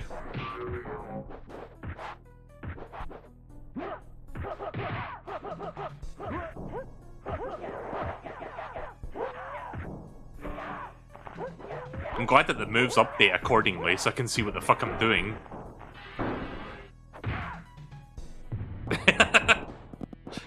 That is funny.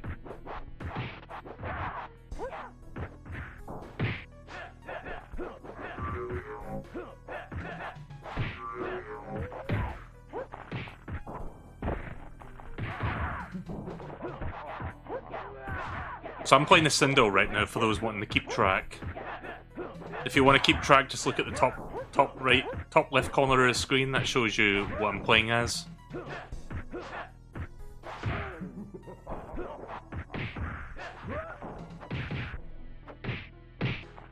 Ugh. Come on.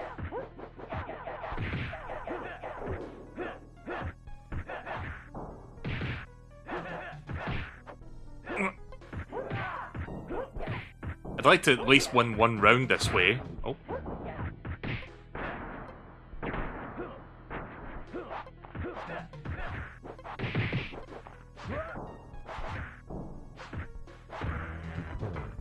Aw. Yeah, switcheroo is like, it just switches characters. I figured that much.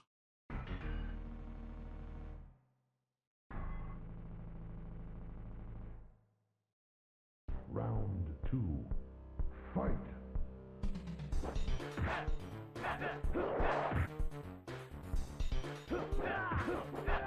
Whoa.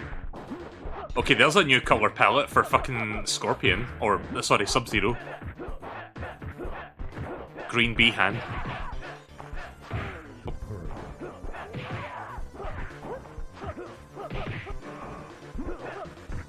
I forget what the name of the older brother of Behan is.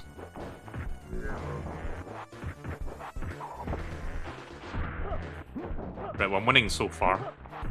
I am winning, son.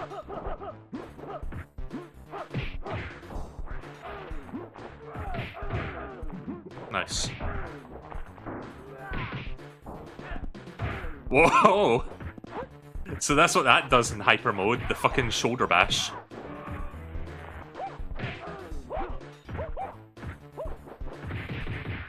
Shit! I was trying to charge my bicycle kick, didn't do it in time.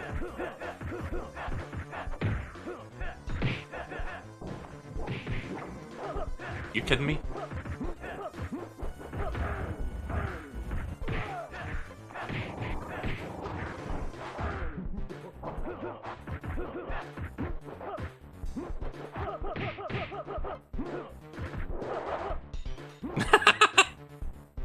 Fucking threw him out of existence.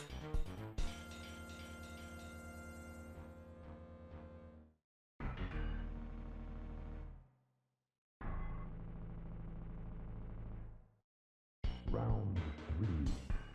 Fight.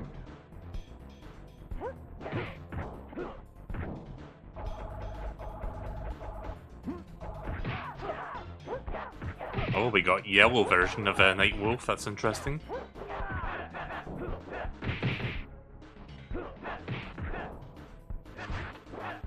Yeah, I've never seen this cheat before. This is kind of a fun cheat, this one. Very chaotic, but it's the fun kind of chaotic. Ugh. Oh, here's Green Scorpion, Green Sub-Zero again.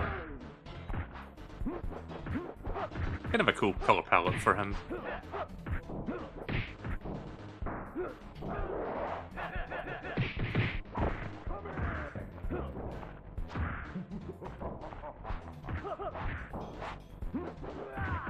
Okay, now we've kinda...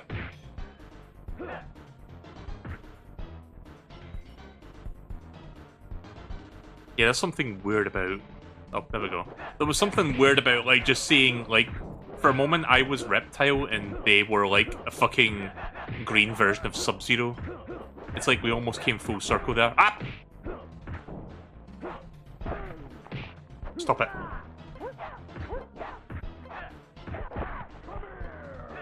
I'm gonna lose this, aren't I? What was that noise?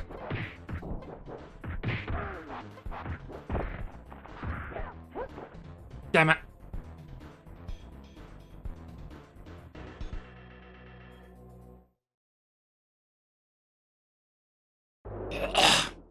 Sorry, my throat was a little bit agitated there.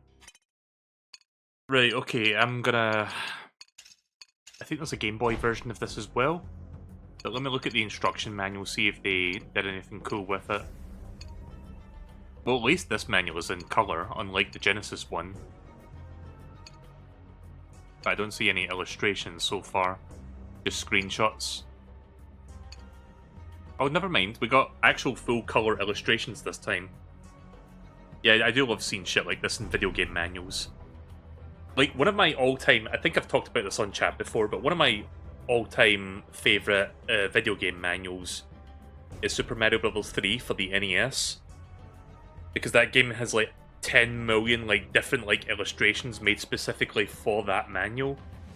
Not only that, but it, like, beautifully illustrates some of the mechanics of that game. Like, the ability to, like, slide and, like, there's, like, a whole... what's the thing I'm thinking of? I think it's called a flowchart that, like, explains how the power-up mechanic works. It's kind of hard to explain, but there's a lot of cool, like, visual, like, things in that manual that I appreciate very much.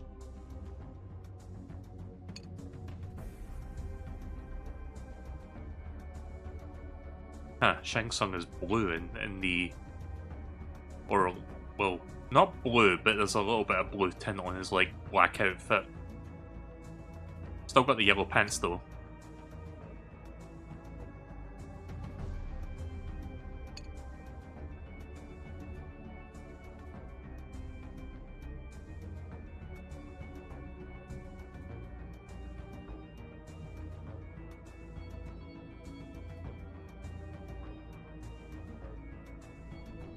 So yeah, that's cool.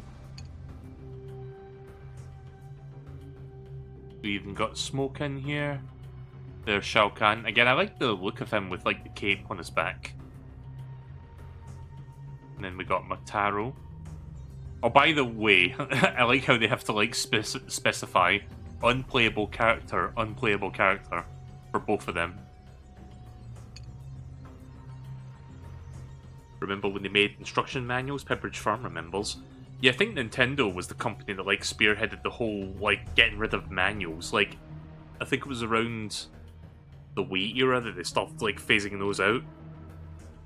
Then the rest of the industry followed suit.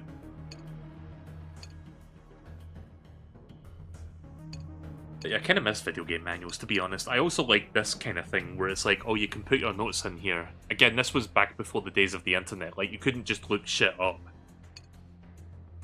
I mean, technically you could go on the internet, but it was like a very rudimentary version of the internet that not many people, like, had access to in the mid-90s. I didn't get access to the internet until, like, the early 2000s, personally. Let me quickly jump back here and see if this manual is any different. Bunch of screenshots, controls. Oh, we got even bigger illustrations here, like higher quality ones. That's kind of cool. So if you want to see more detail in these like drawings, then there you go. This version of the game has the better manual for that.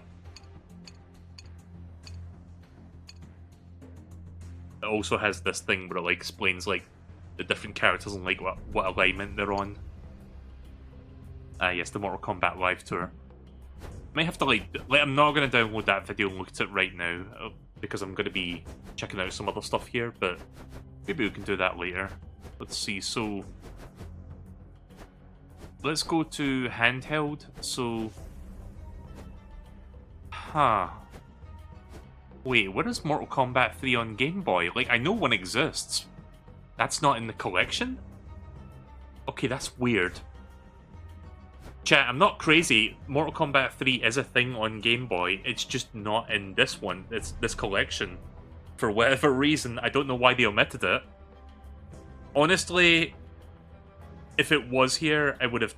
Oh yeah, Mortal Kombat 4, the Game Boy Color game. The one with the fucking shitty fatalities. It's under a... Maybe it's under a different title. No, these are Game Boy Advance games, these three. But yeah, MK3 and MK4 are omitted. That's kind of unfortunate. I was going to say, like, I told you guys about how this one's god-awful, and this one's actually not half bad. MK3 is, like, kind of mediocre again. Like, it's not as good as this. And then MK4 is, like, really fucking bad. It's, like, actually one of the worst handheld ports of all of them. I mean, it runs better than this one, but gameplay-wise, it just runs like garbage. It feels like garbage to play. And it's got, like, really bad audio design. The really funny thing about Mortal Kombat 4 on Game Boy Color... Like, so all the other versions of Mortal Kombat on handheld, they try to do the fatalities by having the in-game sprites, like, you know, tell the characters apart and whatnot. Not in the Game Boy Color version of MK4. In that one, they take... Okay, so here's what they do, right? They record footage of the fatalities from the arcade version of MK4, right? Like, they get, like, a video file just showing it, and then they compress it to fuck and back to turn it into, like, a shitty 8-bit FMV that plays on the Game Boy Color, and it looks so fucking bad. I wish I could show you that, but... If you go on YouTube, you could probably find them on there, but yeah, it just looks hilariously bad. But yeah, unfortunately I can't show you that in this collection. I guess they just didn't include that for some reason. I don't know why. But yeah, I guess that means I'm done with MK3 stuff.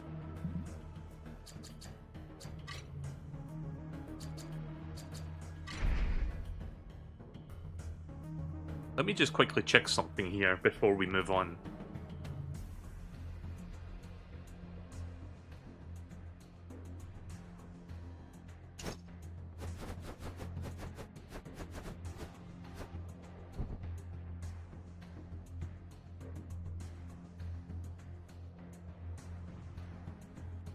So yeah, I'm wondering if anyone's playing right now, because I would like to see if I could get a match going, but I have a feeling there's not a lot of people playing online.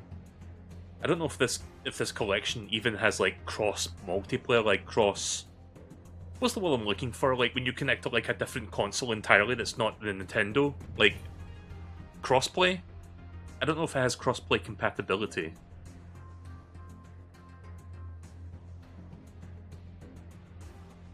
Did they fix the whole launching into the wrong game bug?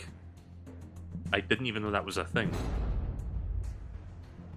Also, I think I selected the wrong menu. I think I'll... Wait a minute. What if I do join room? Maybe I'll find other people playing. Oh, we do have people playing games. So we got Mortal Kombat, a couple Mortal Kombat 2s here. We've got Mortal Kombat Trilogy. Let me just quickly hop into this, see if I can get it working.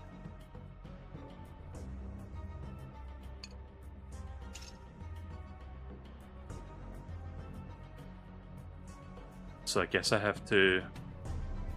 Right, spectate next match. 2 players ahead of you. So, Nola Tenjo seems to be winning so far. I think.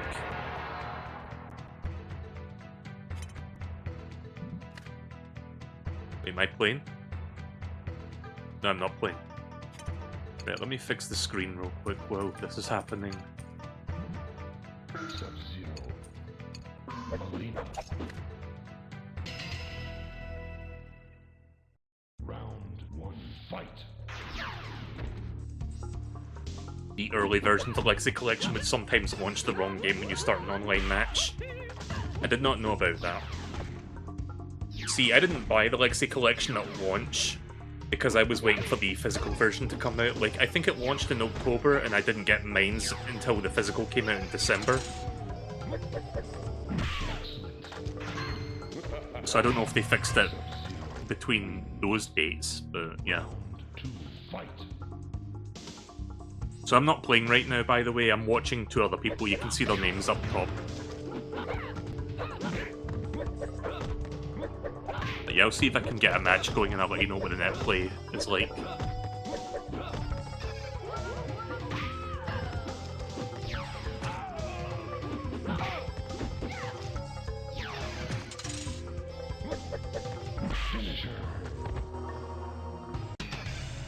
Ooh.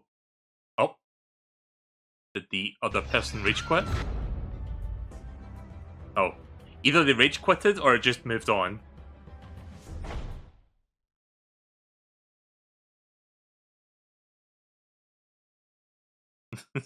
That was kind of awkward though.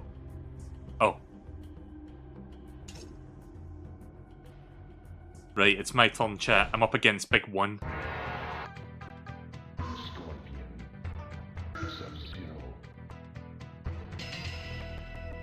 Right, wish me luck, I'm gonna need it. Fight.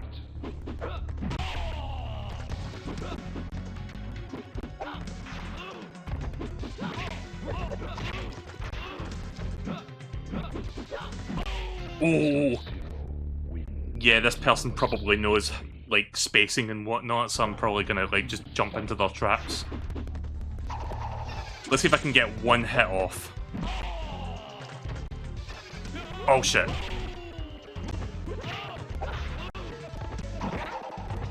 Oh, no! Damn it, I didn't get a single hit in.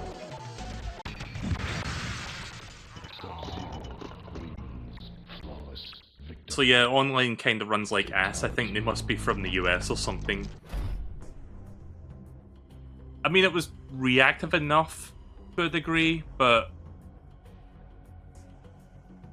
I was noticing that the audio was stuttering. Right, well, I'll tell you what I'm gonna do. I tried one match. I'm gonna leave. I mean, it's cool that there's even, like, online at all. Like, I remember back in the... I think it was, like, the late 2000s, there was, like, a version of Mortal Kombat 3 for the DS. And you could, like, play online with that through the Nintendo Wi-Fi connection, and it was surprisingly good, all things considered. There was also, like, an Xbox Live Arcade port of this game that also had pretty good online.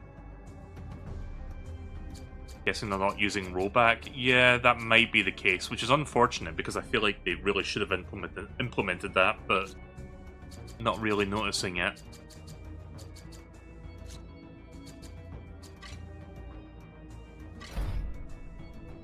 Right, so I'm not going to spend too much time looking at the behind-the-scenes stuff since I want to move on to Pokemon shortly, but we can spend the next, like, maybe, I don't know, 20, 30 minutes just looking at some stuff, so... Did we see this already? Yes, we did, right. We're over here. Did we see this thing specifically? Yeah, we saw this one, right. So Smash TV, John Tobias' first project providing art and animations for Mark Turmell's twin-stick shooter Smash TV. I've never played that game, by the way, in which players attempted to survive a satirically deadly game show. Tobias' gratuitous sprites of body parts exploding toward the player fit right in with Midway's extreme and extremely silly sense of humour.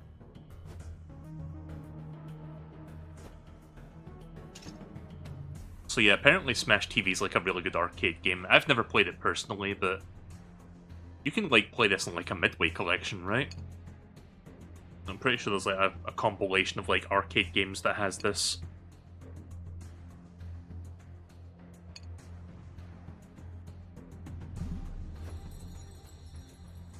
Total Carnage. Turmell and Tobias' next game, Total Carnage, offered similar co-op gameplay with a cartoony military theme.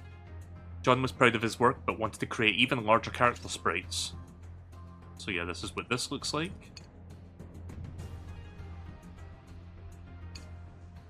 Ugh. Kinda don't like that.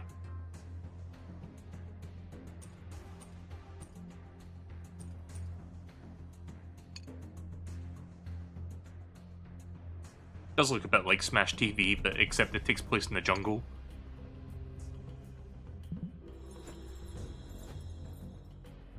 The dawn of fighting games. Arcade games changed forever in 1991 with the release of Capcom Street Fighter II. While the most successful games to this point had been single-player, the competitive fighting action of fighting games had players pouring quarters into slots, not to set high scores, but to brawl with each other. The genre had quickly exploded. Yep, so this is basically what started the whole fighting game trend of the early 90s. The factory floor. Assigned to small offices behind the pinball factory floor, Midway designers and programmers recalled thriving in their unconventional workspace.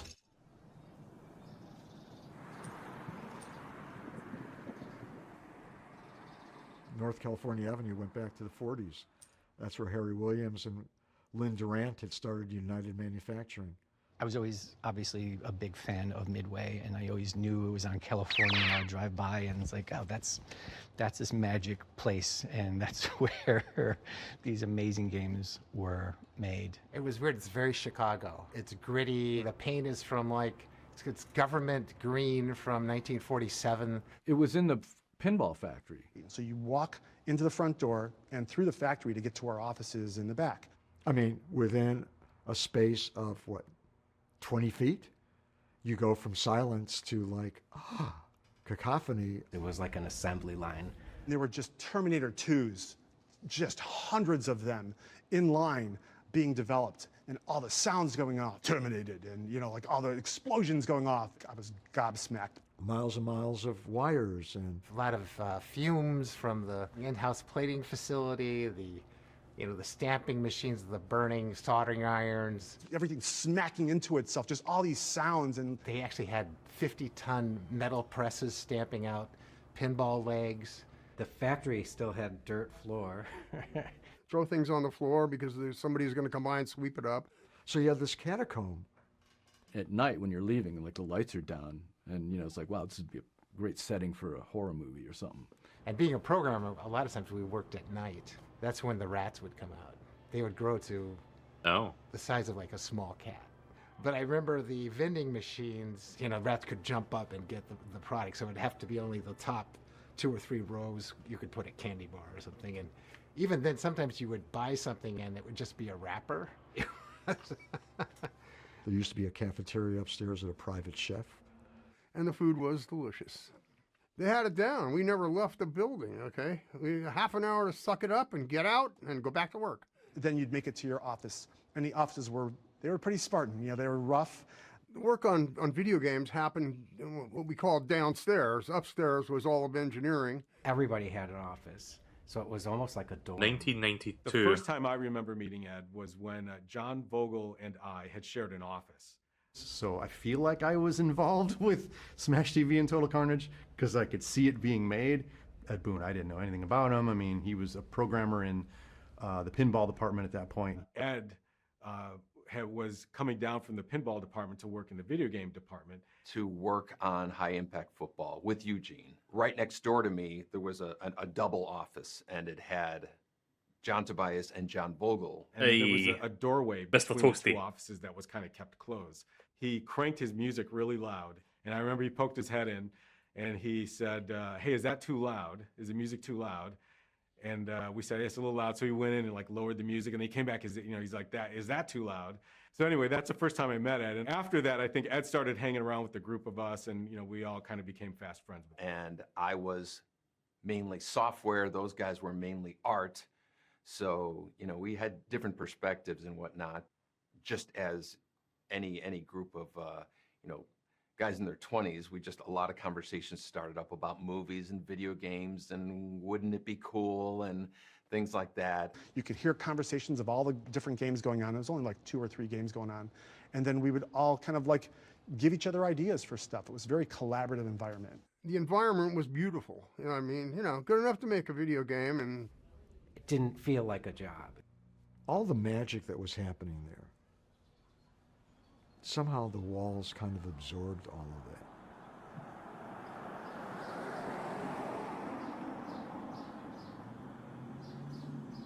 Yeah, that's crazy. I do love seeing like basically the behind the scenes, like what exactly goes on behind these office walls. Ed and John hatch a plan.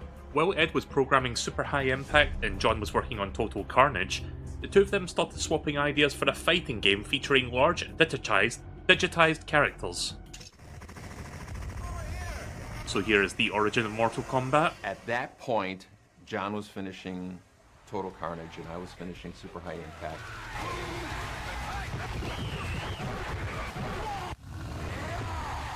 I eat quarterback for breakfast.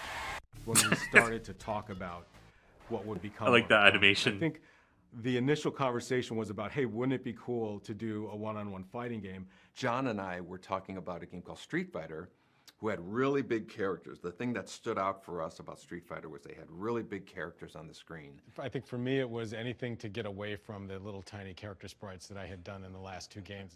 And we were saying, how cool would it be to have our digitized characters? Street Fighter was kind of fantastical hand animation, beautiful stuff, but their vision was, let's take this photorealistic system we have now and have a photorealistic fighting game. For me, it was the opportunity to take all this inspiration from all the kung fu films that I grew up I think this is where they start to show like the actors in clothing, like dressing up. Jean-Claude Van Damme, at some point, just fixated on the idea of doing a photorealistic Van Damme fighting game. And we put a presentation together and we gave it to Roger Sharp.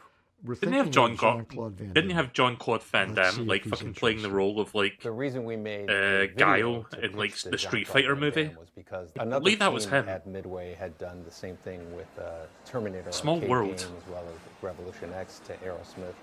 And so we decided just to go that route because they were having success with doing that. We found the movie Bloodsport, and we basically grabbed a number of frames of him just kind of getting into a fighting stance pose, and we put the power bars and we kind of mocked up what a generic fighting game screen.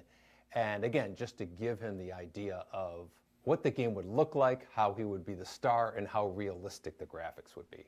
And I reached out, and it wasn't a no. Whether or not things didn't happen quickly enough, I don't think that it was ever like a door closed. John and Ed thought... He ultimately gets to Roger, play just Johnny let it. Cage in MK1 as an Because I alternate think we just costume kind of left DLC. it. I didn't know about So that. that was just That's kind cool. of like the way that you would pitch an idea. But as far as to management, my recollection was that we never gave a formal presentation. Street Fighter was really big, and when we said we want to do a fighting game like this with our graphics, there wasn't much convincing that needed to be done. It was, yes, that obviously is a really cool idea. I thought it was a fantastic idea, and I knew that I had to still finish Total Carnage, and I know Ed was still working on High Impact. But I think that was the beginning of the conversation. Maybe our next game could be this fighting game. Yep.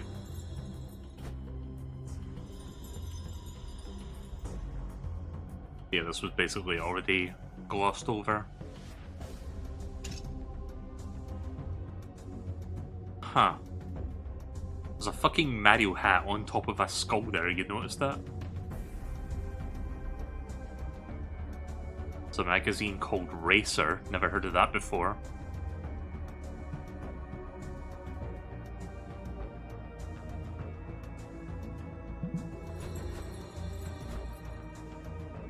Right, the Fearsome Foursome development team at Midway were quite small but extremely passionate. The core team that brought Mortal Kombat to life was 4 people: Ed Boon, John Tobias, John Fogel, and Dan Forden.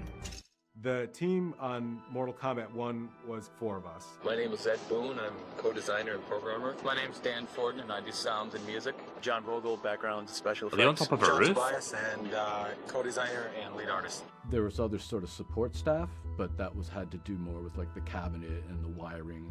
A team being composed of, I think, 4, 5, 6 people was not uncommon. You were in one of 2 categories: programmer or artist, and that was basically it. Everything felt like, being in a rock band or something. Just a very few number of guys. He's guitar, he's drum, he's we all had our own jobs to do, and we'd fight with each other, and we'd hang out with each other and go see movies with each other and stuff. And certainly when I started working on Smash TV, it was Kind of miss the era of myself, like video games being made by very Mark small Trammell, and I teams. think there was maybe one other. Nowadays it's like, and oh, then we got using like Jarvis 10 million people working on this one game, Just the simplicity of the and the game doesn't even turn out half good. 8-bit, pixel art that a lot of the animation was just done with graph paper. Say Defender, all the animations of that game could be done in a week. a lot of people think that, somebody up high says you're going to make a fighting game and you're going to call it Mortal Kombat and it's going to look like this, and then we go, okay, and do it. That's not how it worked at all. It's a bit of the Wild West. There wasn't rules. There wasn't any, well, this is how you make a video game. Everybody made it differently. And as long as cool new stuff was showing up on your screen every once in a while, management would, peek their head in. Oh, you got fatalities going. Good job. And then they'd leave and you just continue with it. Sonya wins. It was so pure. You didn't have to, have a committee meeting every time you wanted to add a feature. And things were so loose back then. There wasn't really a workflow. It was like, hey, we need to get something done. Just do it. It was just like, yeah, let's try this out, and see if it works. And I think maybe a part of it was also that I wasn't conscious of might have been to keep costs down. I know what my salary was at the time. I don't know what Ed's salary was, but I have to believe that the development of MK in terms of the cost of us had to have been, I don't know, not much. And I remember at the end of my first year working at Midway, I was doing my taxes. My dad was helping me do my taxes. When I started at Williams, I was making $19,000 a year. He knew the hours I was putting in, and we did the math, and I was making probably $2 an hour is what I was making working at Williams, and I didn't care. I loved the work so much.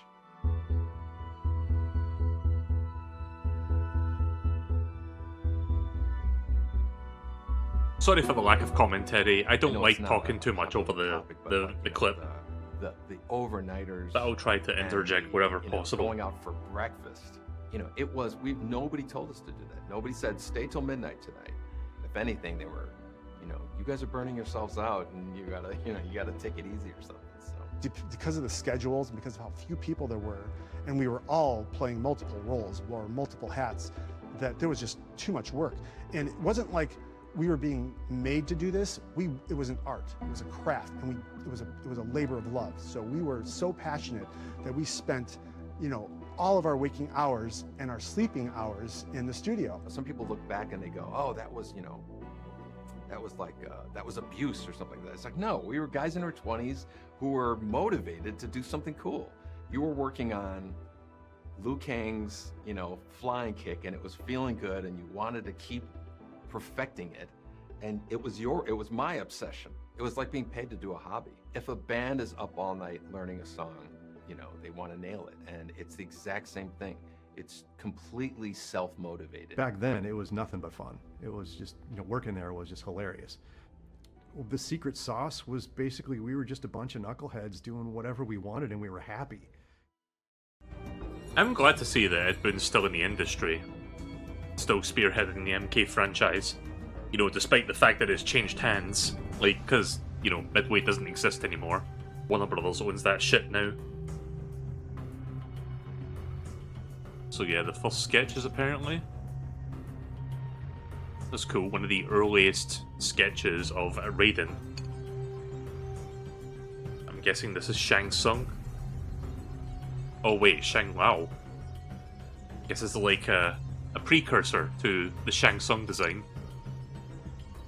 Lin Kuei Ninja, Raiden. Michael Grimm. Wait, who's Michael Grimm?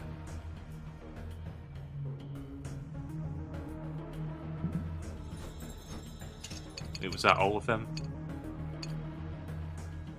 Kale. So this must be Kano then. Rakuro. Huh.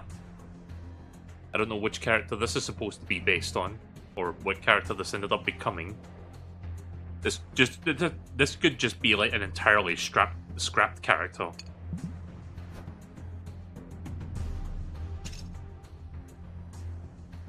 That's a pretty good illustration, I like that. Some characters would not appear until later games. Kitsune would become Katana in MK2, while elements of Striker would inform both Sonya and Jax. A different form of Striker would eventually appear in MK3.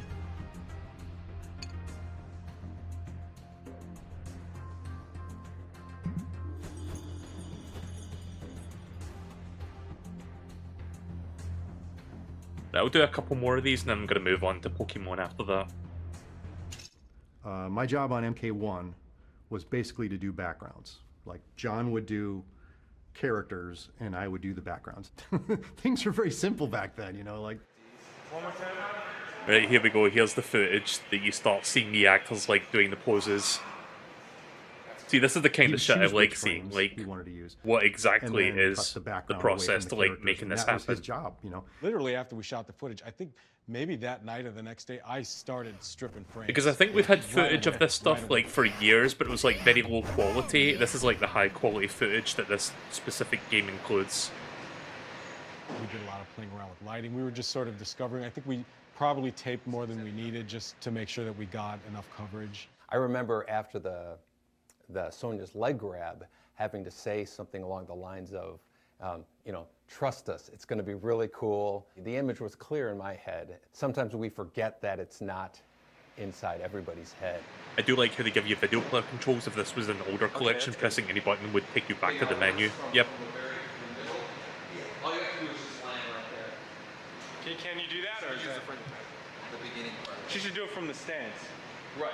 We were trying to get a film-like quality, but we wanted to just amp it up a little bit. And once we realized that pumping up colors really attracted people to our games, that was, you know, also our Yep, that was the move.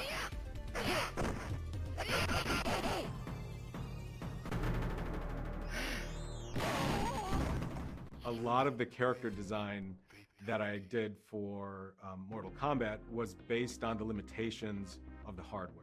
So I knew that we had a limited color palette that we could work with. I knew that you know, the pixel resolution kind of restricted what we were capable of doing. So bold colors, simple shapes would distinguish one character from another would be important. And I knew that a color palette that would distinguish one character from another was also important. And I was careful not to repeat those things. Yeah. You know, the thing about the ninjas was, you know, the nature of them. As you know, there were palette swaps of each other. It was all to save memory. You know, it was a very precious thing in our arcade games. And so Scorpion and Sub-Zero, they were the same character with different colors. You know, John wrote this amazing backstory behind them, making them enemies, and that added to the mystique of the characters.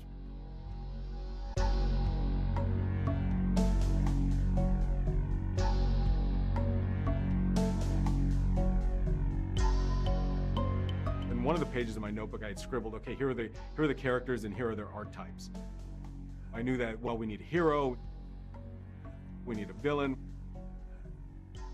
we need a sidekick, we need all these things. Yeah, here's those drawings that we saw earlier.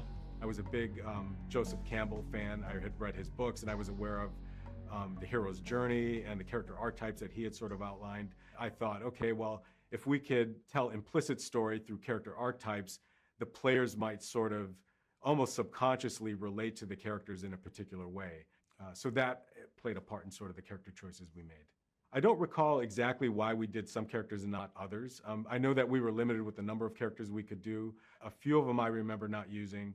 One of them was a character called Minamoto Yoshitsune. It was based on a Japanese mythological character. And another one was called Rakuro, who was based on, I think, a Japanese mythological beasts. Those two characters didn't make it in. I think part of it was... Okay, so yeah, that one wasn't there. The names became a big deal for us. It's like, how does this name roll off the tongue?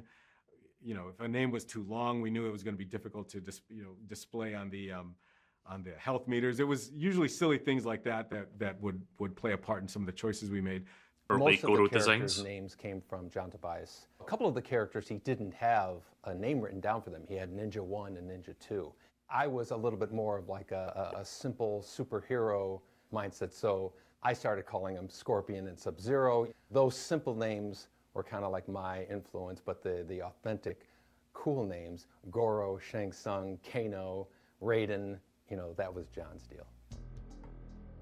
For Mortal Kombat 1, there wasn't a lot in the way of concept art that we did. Conceptualization was just limited to just scribblings in a notepad.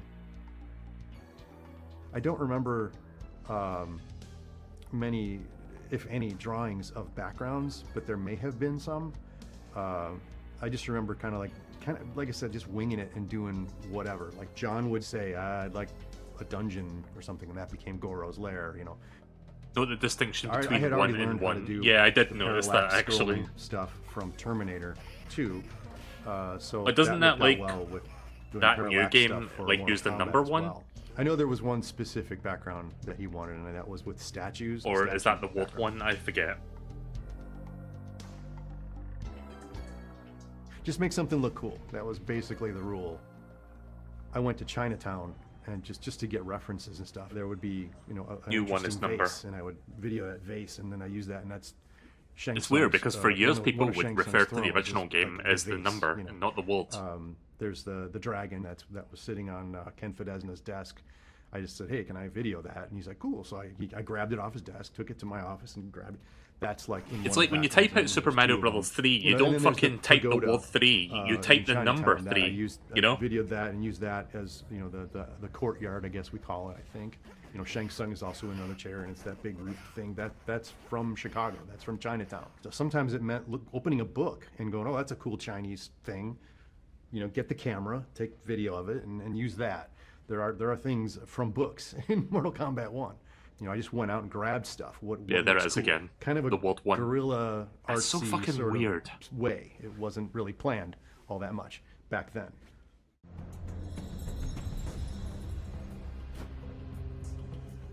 So yeah, here's some more of the sketches of like the stage designs. Not gonna look at that in too much detail, but here's early sketches of Goro. These look kind of cool. Although I will say, that face there looks a little bit goofy. Like, I know Mortal Kombat is no stranger to like silly stuff, but this is a little bit too silly, I feel. The one up there, though, looks pretty badass. Like, that one right there. Very intimidating look on that one. But yeah, no, this one right here, it looks like he's trying to be intimidating, but then he remembered of a really fucking funny joke that someone told him the night before and starts, like, breaking a smirk. Try not to laugh challenge.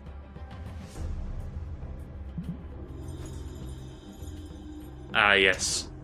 So this is how Goro was made. It was basically just a claymation model that they animated. So here's the original figurine, I'm guessing. And they basically put it on a blue screen and took like... moved it a little bit, took a picture, moved it a little bit, took a picture, until they got all the frames they needed.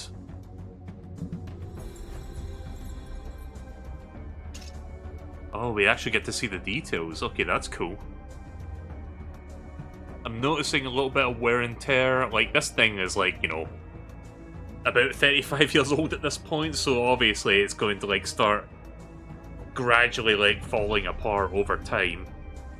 But you know, all things considered, it still looks kind of good. Like, I'm noticing some seams and tears around the body, like in the arm there and whatnot, but you know, it could look worse.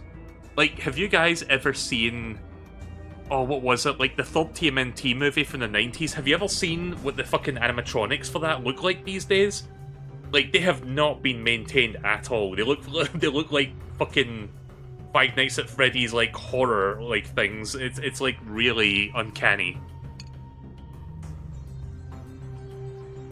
In fact, you know what? I'm gonna see if I can find pictures of those. Hang on a minute. TMNT 3 movie costumes. Yeah, right, okay, I've got a couple pictures. Let me show you real quick what I'm talking about, because I need to show this. No, not JFIF, fuck you.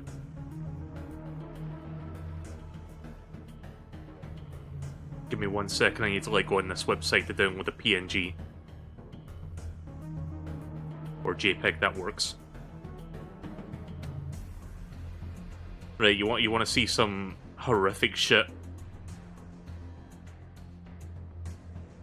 Look at this. This is the state of the original animatronic costumes for the third TMNT movie in the 90s. Like, this is what they look like these days. Like, they're just decomposing and they look really fucking horrifying. So yeah, you compare that to this, and this one doesn't look that bad actually. Like, given the quality of these photographs, I'm guessing these were taken fairly recently, like this past year. It looks pretty fucking good. It hasn't really fallen apart like the fucking TMNT things. Like, look at the detail on that. That is amazing.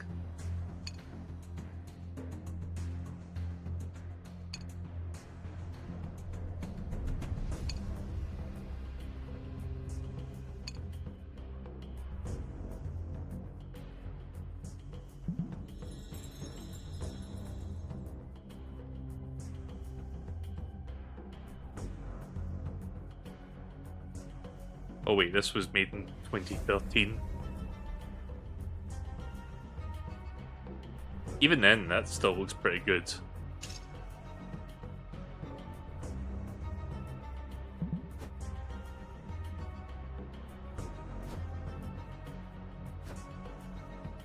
Right, so let's see, how much more do we have here? Right, I'm going to be doing Pokemon shortly, but I'll tell you what, we'll watch this video and we'll check these three, and then we're gonna move on to the next game tonight. Again, as much as I want to like do that, I do want to see some of this stuff at least. So yeah, we've got like another 10-15 minutes of this if you guys are okay with that. One of the really cool things about Mortal Kombat and about some of the really great games, if you have a really great winning concept, often, you know, they got that game running in like a month. A lot of modern games, it seems like they spend all their time in this graphical wilderness trying to get everything looking so cool, and then they've got like 3 weeks left to figure out what the game is. We had a very fast iteration. I would get art from John, you know, we put it in, and an hour later we were playing it.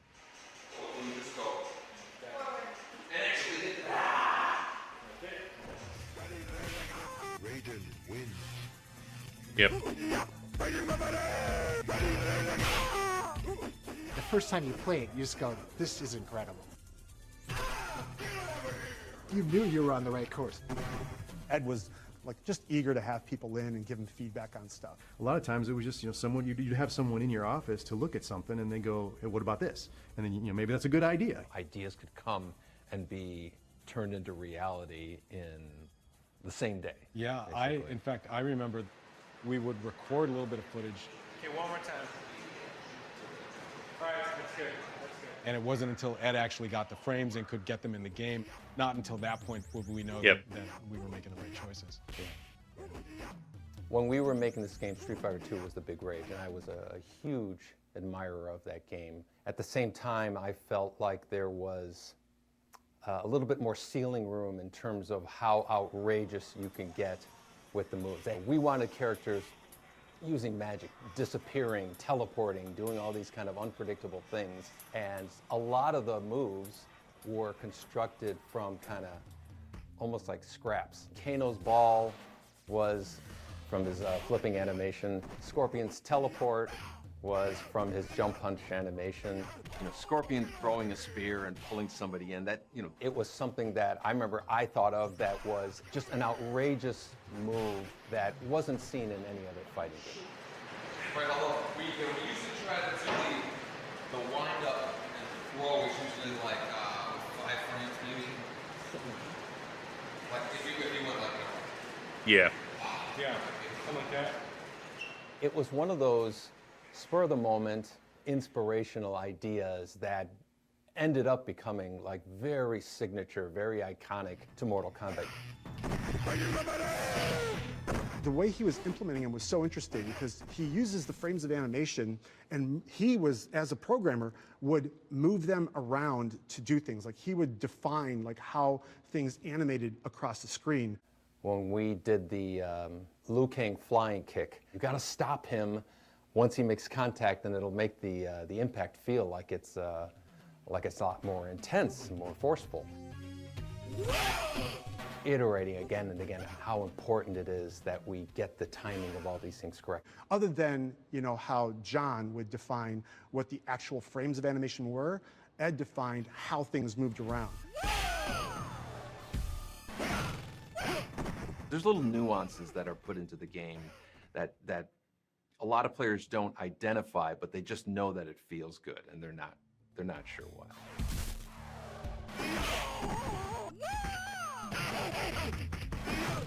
I think that was a hard lesson to learn back in the day of, hey, I want this animation to be really smooth and I want it to be like 100 frames. And it's like, no, it doesn't feel good. It doesn't feel good. And it has to feel good. Yep. It has to be quick and snappy. Yeah, they had the right idea back then. Like, it's got to have impact. Impact and drama, you know, that's what people are going to respond to. Get over here, you know, the uppercut was such a big, ridiculous reaction. Getting the animation of the character launching them into the air, putting the blood on it, being knocked down, and they shake the screen. And the sound call that Dan Forden did. It's like, no, we need like a really big sound for a hit. It's like, okay, so I made like a really big sound for a hit. The scream of the attacker. The victim, you know, yelling as he flies away. Put all that stuff together, it's like, boom. It's like, oh my God. I remember we were just walking around just doing uppercuts again and again and going, you know, God, that feels so good. That feels so good. Yeah, it's always been one of the staples of Mortal Kombat's game feel. That's how people knew when something was cool in any game. People were gonna be like, holy smokes. And now you know you have something. And then, so that, and then the fatality. And of course, here's the secret sauce. Like, fatalities were the big thing that made us a hit. What really truly made it stood apart from the Street Fighter.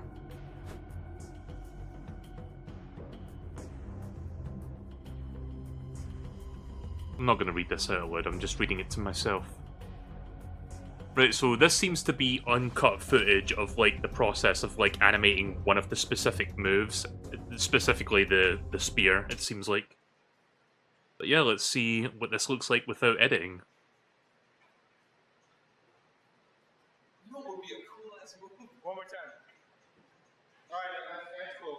Do ninjas ever have this sort of... That was cool, man. What was that?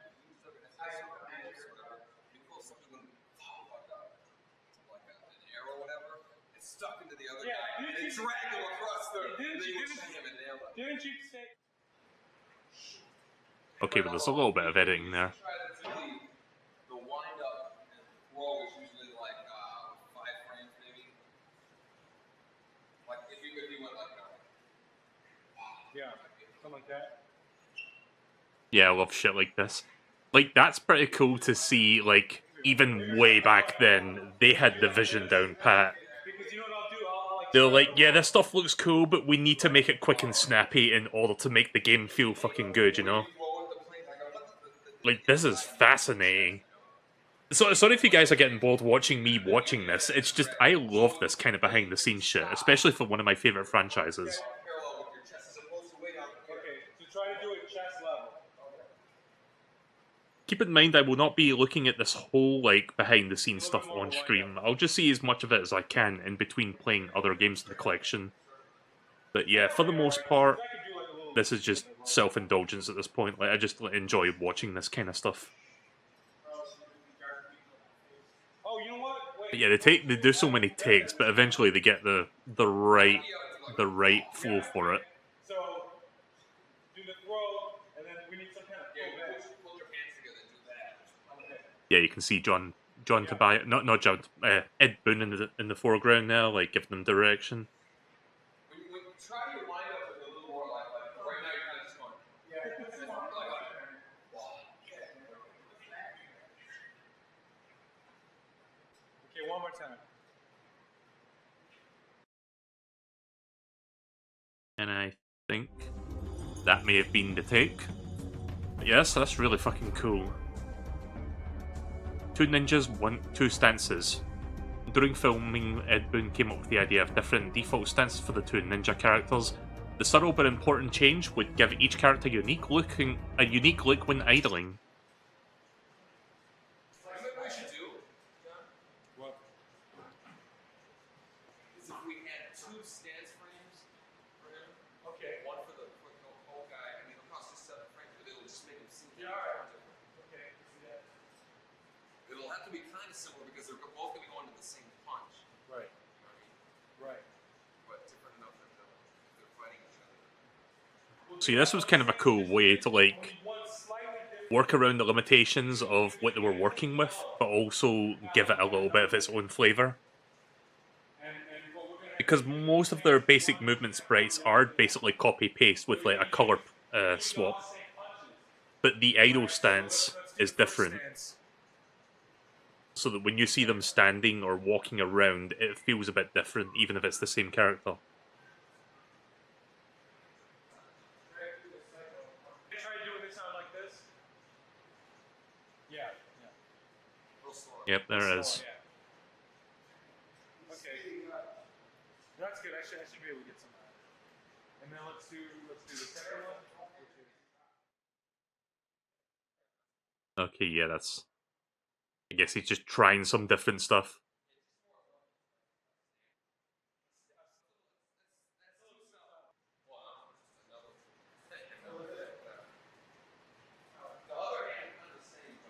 I love that one of his fucking stances was like putting his dukes up.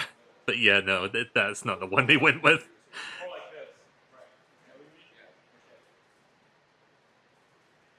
Yeah, there it is. Okay, that's good. Yep, that's the one. Yeah, keep it open. Keep it open. You want to remove one? Yeah. Yeah. Try a little more body movement there. And try to like rock in a repeated manner. Something like That's pretty fucking cool. And then lastly, we've got Raiden's Torpedo. In silhouette, Ed Boon demonstrates his vision for Raiden's flying torpedo attack, after which actor Carlos Pensina delivers more than 2 quick takes. Oh, this is a short clip.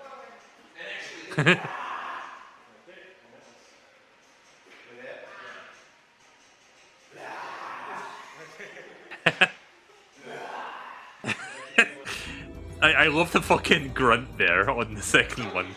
I want to see that again.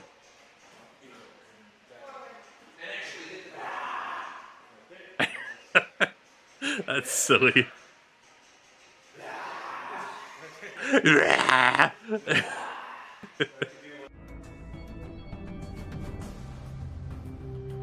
Right, so I think that's as much as I'm going to look at for now.